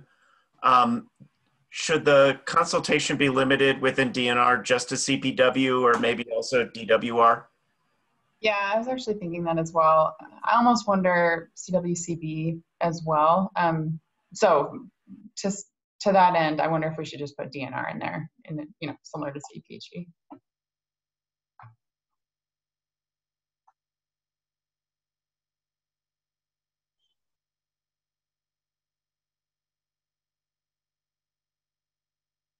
Good catch.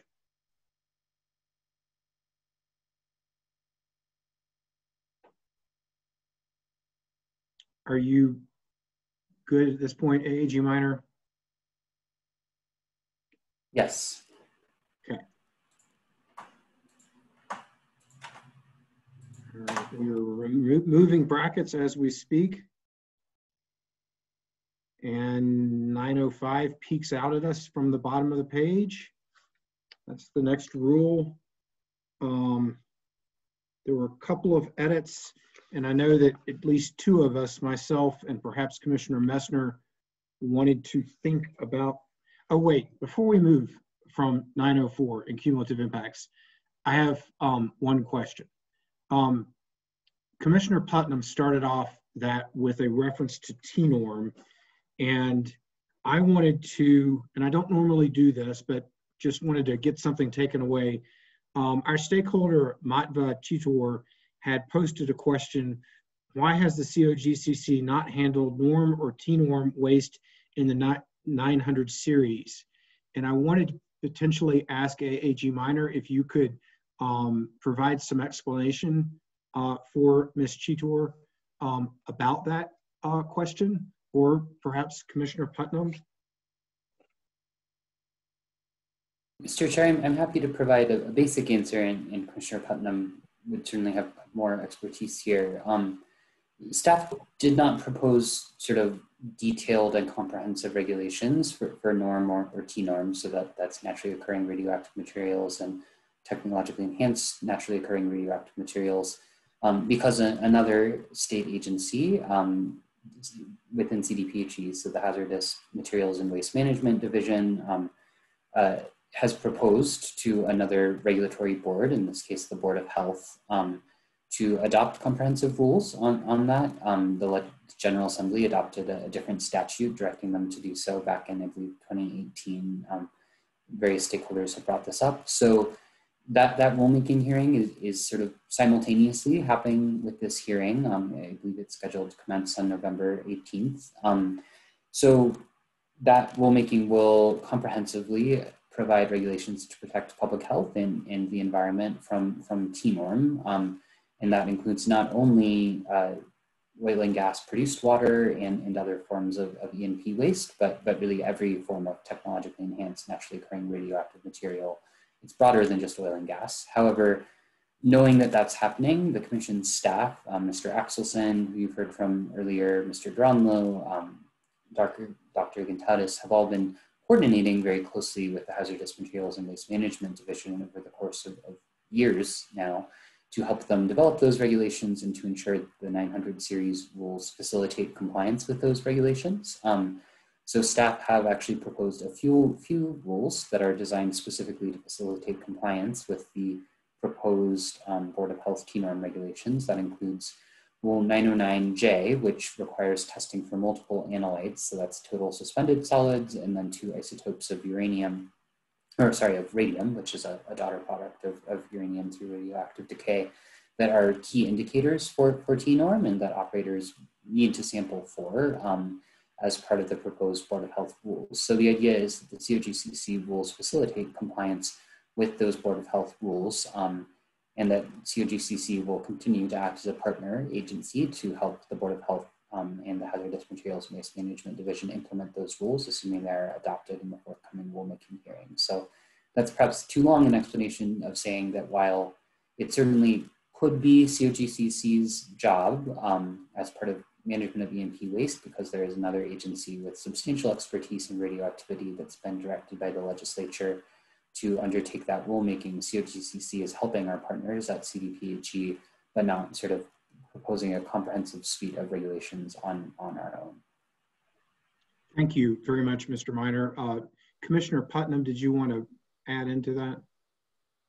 Yes, thank you, Mr. Chair, and thank you, AAG Minor. As usual, you gave a great comprehensive answer. I think the only thing I would add would be, given that this is now a professional commission, this might be one of those places either just to provide a briefing or to do an investigatory docket somewhere down the road to talk about how that's working, talk about the data being collected, probably provide a report on some of the issues that came up during the upcoming hearing in front of the Board of Health. But I think that's will be a great way to make sure that this commission stays aware and really picks up on the really great staff work between COGCC and CDPHE to try to integrate the two programs. Thank you very much to both you, Commissioner Putnam, and Assistant Attorney General Minor. I appreciate that. I normally don't respond to Q&As, but I felt like that the participation of Ms. Chitor has been admirable, and I wanted her to understand that the state of Colorado, the correct agencies in the state of Colorado are focused on the issues she's raised, and we appreciate her continued participation with us. So thank you for letting me dive down that rabbit hole. We will now move to Rule 905, the management of E&P waste. And I know that at a minimum, there was some wondering on my part, and I think Commissioner Messner's part, about the SURA proposal under the waste management plans. And I don't have this precise language, but it was something like operators are encouraged to evaluate the reuse and recycle of water or something along those lines as part of the waste management plan requirements. So I throw that out as that's one area in this rule that I know we wanted to at least think about.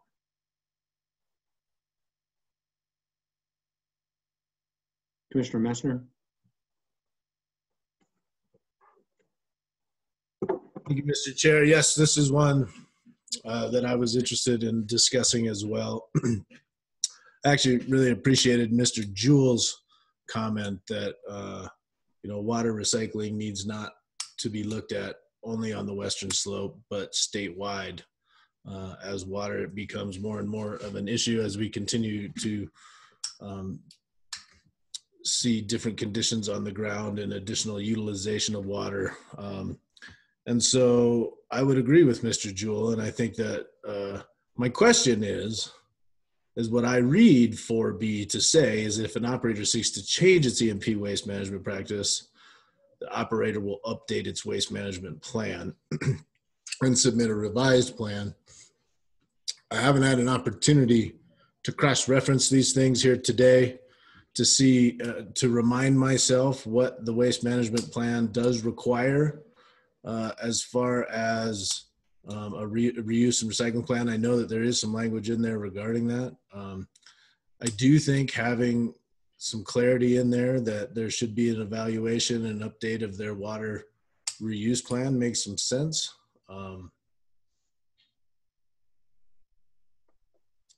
Yeah, but I'll leave it at that right now and hear from other commissioners. Other commissioners desiring to weigh in?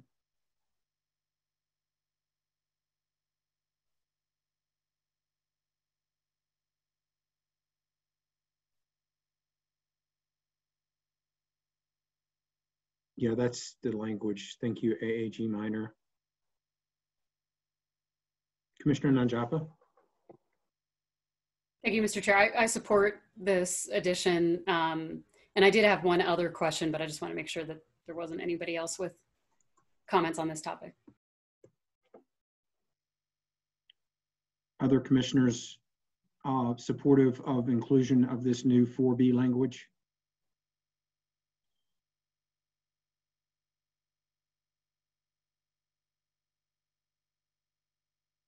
Commissioner Bogue. Oh, sorry, I didn't see you down there. It's okay. I know it's tough when we're all on a line. This is just a wording question.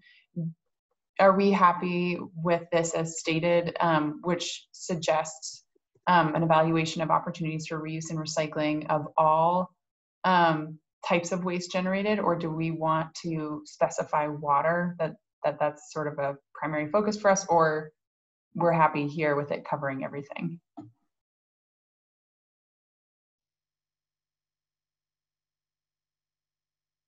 Commissioner Nanjapa. Thank you, Mr. Chair, and thank you, Commissioner Bogue. I think that's a great point. I believe in the prior party presentations, there was some mention of maybe some of the drill cuttings or the soils being used in other ways, like to build berms and things like that. I'd look to the staff if they know of those types of examples, but I think maybe it is useful to keep it broad if there are opportunities to reuse and recycle. Mr. Durallo, did you want to weigh in? Sure, Chairman Robbins, thank you. Yeah, I would say both 905A3, the reuse and recycling plan rule, and 905A4, the waste management plans, are not specific to produced water. So it's fine if it's broad.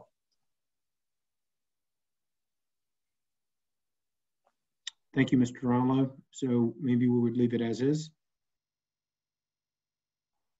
Seeing heads nodding up and down. Do others have anything within Rule 905? Commissioner Nanjapa.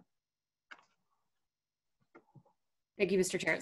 So this is more of a question for staff. As I was thinking about some of the additions that were made in here, I know we talked about, I think it was La Plata and San Miguel had the interest in, the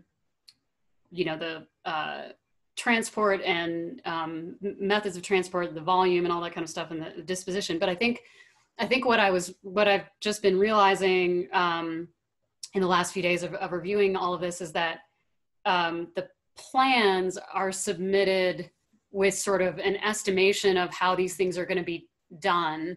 But I wasn't clear on if there's a reporting out of actual volumes and what actual dispositions ended up to be, and if there were multiple methods of disposal of whether it was the water or anything else, how much then would be in those different methods. And I think part of that was to be able to have a better sense of sort of what's coming out and what's being disposed of and what's being recycled, so that we have a better sort of overall cumulative understanding. So maybe this falls under there, but again, just wanted to find out from staff, do we have a way, or do we have a requirement for any sort of post-reporting, given that this is all plans? Mr. Durallo. Thank you, Chairman. Thank you, Commissioner Nanjapa, for the question. We certainly do. First and foremost, I think on the produced water, of course, the disposition of produced water is reported on the the production reporting Form 7. And so, we do know where the water ultimately goes. With other waste, 905B, the waste transportation section, does talk about maintenance of records for all the disposition of waste. So the date of the transport, the method of transportation, where it went, where it was disposed. We typically don't require all that information be submitted to us all the time. And that's really one of the reasons for sort of ramping up that planning phase, so that we know that the operator has the right plan for managing their waste ahead of time. And then, we can use those truck tickets and whatnot to verify compliance with the plans if we have a reason to suspect that they're not complying with their plans, or if we get a complaint, for example, or if or kind of on a fact-finding journey, we could certainly cherry pick and select various sites or operators to review their documentation and make sure that the plans were accurately submitted. Commissioner Nanjapa, any follow-up? Thank you, Mr. Chair, and thank you, Mr. Duranlo. I think that's helpful. Yeah, I guess I'm still wondering if there may be value, and perhaps again, this is something that we revisit later as we try out what we have here so far, but whether there's some value in getting a better sense of some of those particular uses and reuses. Part of the reason I was thinking of this is there are a couple of different stories that came up in party presentations about dumping of quantities of water or waste or those kinds of things that maybe wouldn't otherwise be trackable. So anyway, just kind of thinking about that out loud here. And yeah, maybe that's more of just something that we can have a little bit of a placeholder for the future.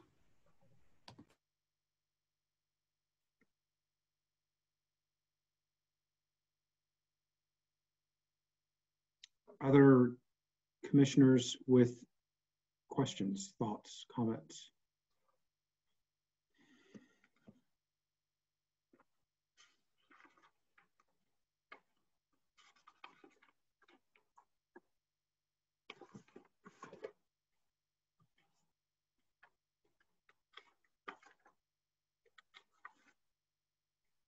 All right. I might just throw it out to the commissioners as a whole. Does anybody else have anything else they would like to have discussion about in the November 3rd staff red line to the 900 series environmental impact prevention rules?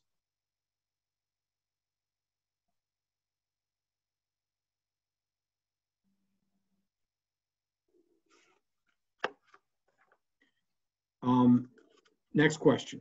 Not seeing anything there.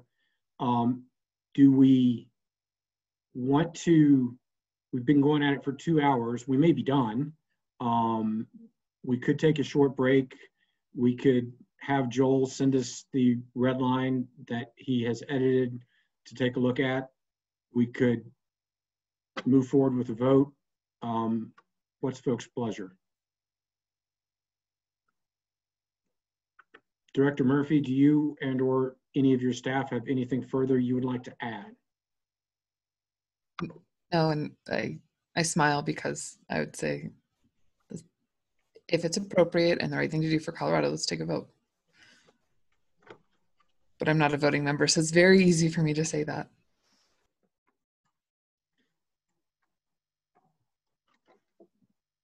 Any final comments from commissioners? Commissioner Putnam and then Commissioner Messner.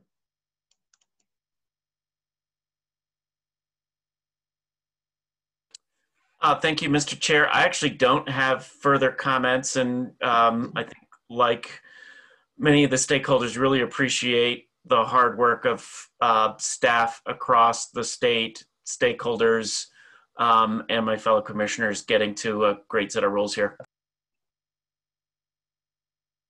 Commissioner Messner. Thank you, Mr. Chair. I will also state that this series, I think, has been exceptional And it's in the way that different stakeholders, different groups around the state have collaborated to come up with what I believe is a strong set of rules. I'm also happy to make a motion if we want to vote on this. You're free to make a motion, then we can have further dialogue. So I will make a motion to preliminarily approve the 900 series as drafted. AAG Davenport, would you like to weigh in on our next steps here since you have appeared from Fort Wilderness? Thank you, Mr. Chair. Just to clarify a couple of things, the motion includes approval of the SBP language or just the rules at this point. And also in agreement with our prior practice for the 800 series, this is, essentially a substantive approval, a preliminary final, and we'll actually do a full approval of all 8, 9, and 12 when we get through 1200. So just some clarifying points, that's all. I modify my motion to absorb those clarifying statements.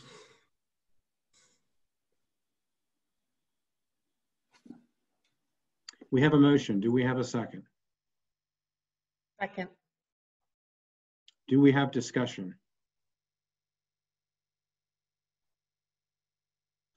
I have a question, Mr. Chair. Please. Sorry, so we were saying we are approving the rules and the SPP as drafted with obviously with the edits that we've discussed today. And this is just the preliminary approval that we're voting on now. Okay, I'm good.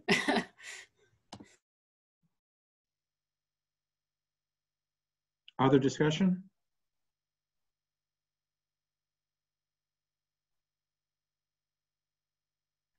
I don't know if we have Ms. Larson with us or if we have Ms. Amaro, but a roll call would be nice. Mr. Chair, I am here and I'd be happy to undertake a roll call. So give me one moment and I will pull that up.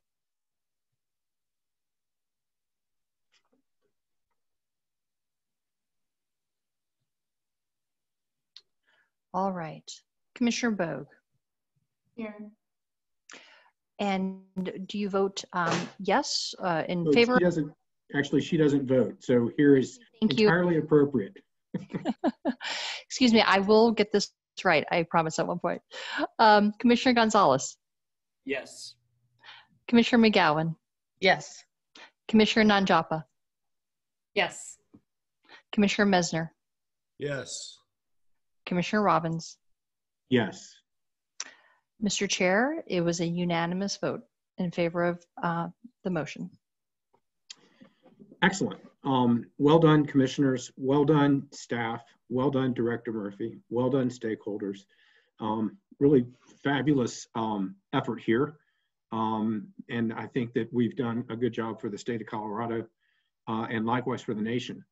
At this point, AAG Davenport, I would look to you. Is there a need to close the record in the 900 series? I think given that you've done preliminary final approval and not actually final approval, it makes some sense just to clarify that you've also closed the record,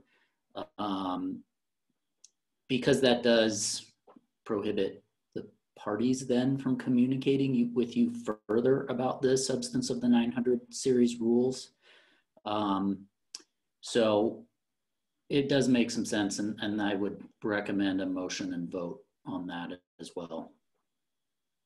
Very good. Do we have a motion to close the record in the 900 series? So moved. Second. All right, we have a motion and a second to close the record in the 900 series. Do we have further discussion? Seeing none, all those in favor signify by saying aye. Aye. Aye. Aye. Any opposed? The record is closed. The motion carries. AAG Davenport procedures once again.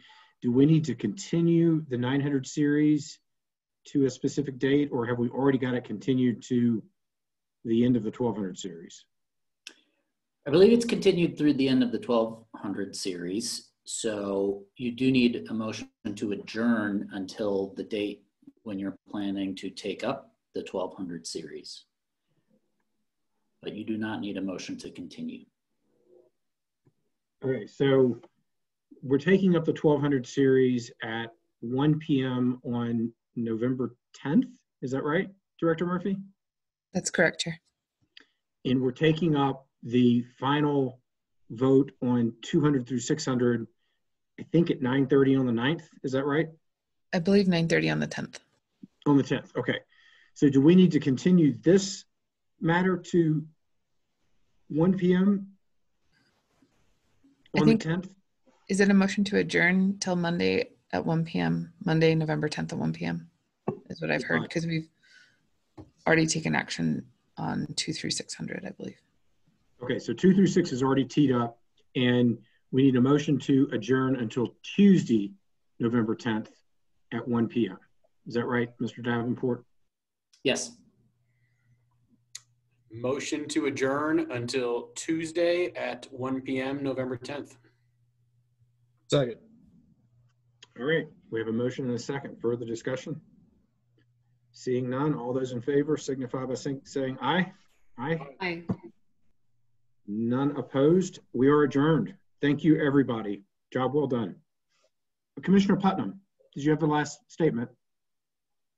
No, I was just waving. So have a good rest of the afternoon and until 1200. Great. Thanks, everybody.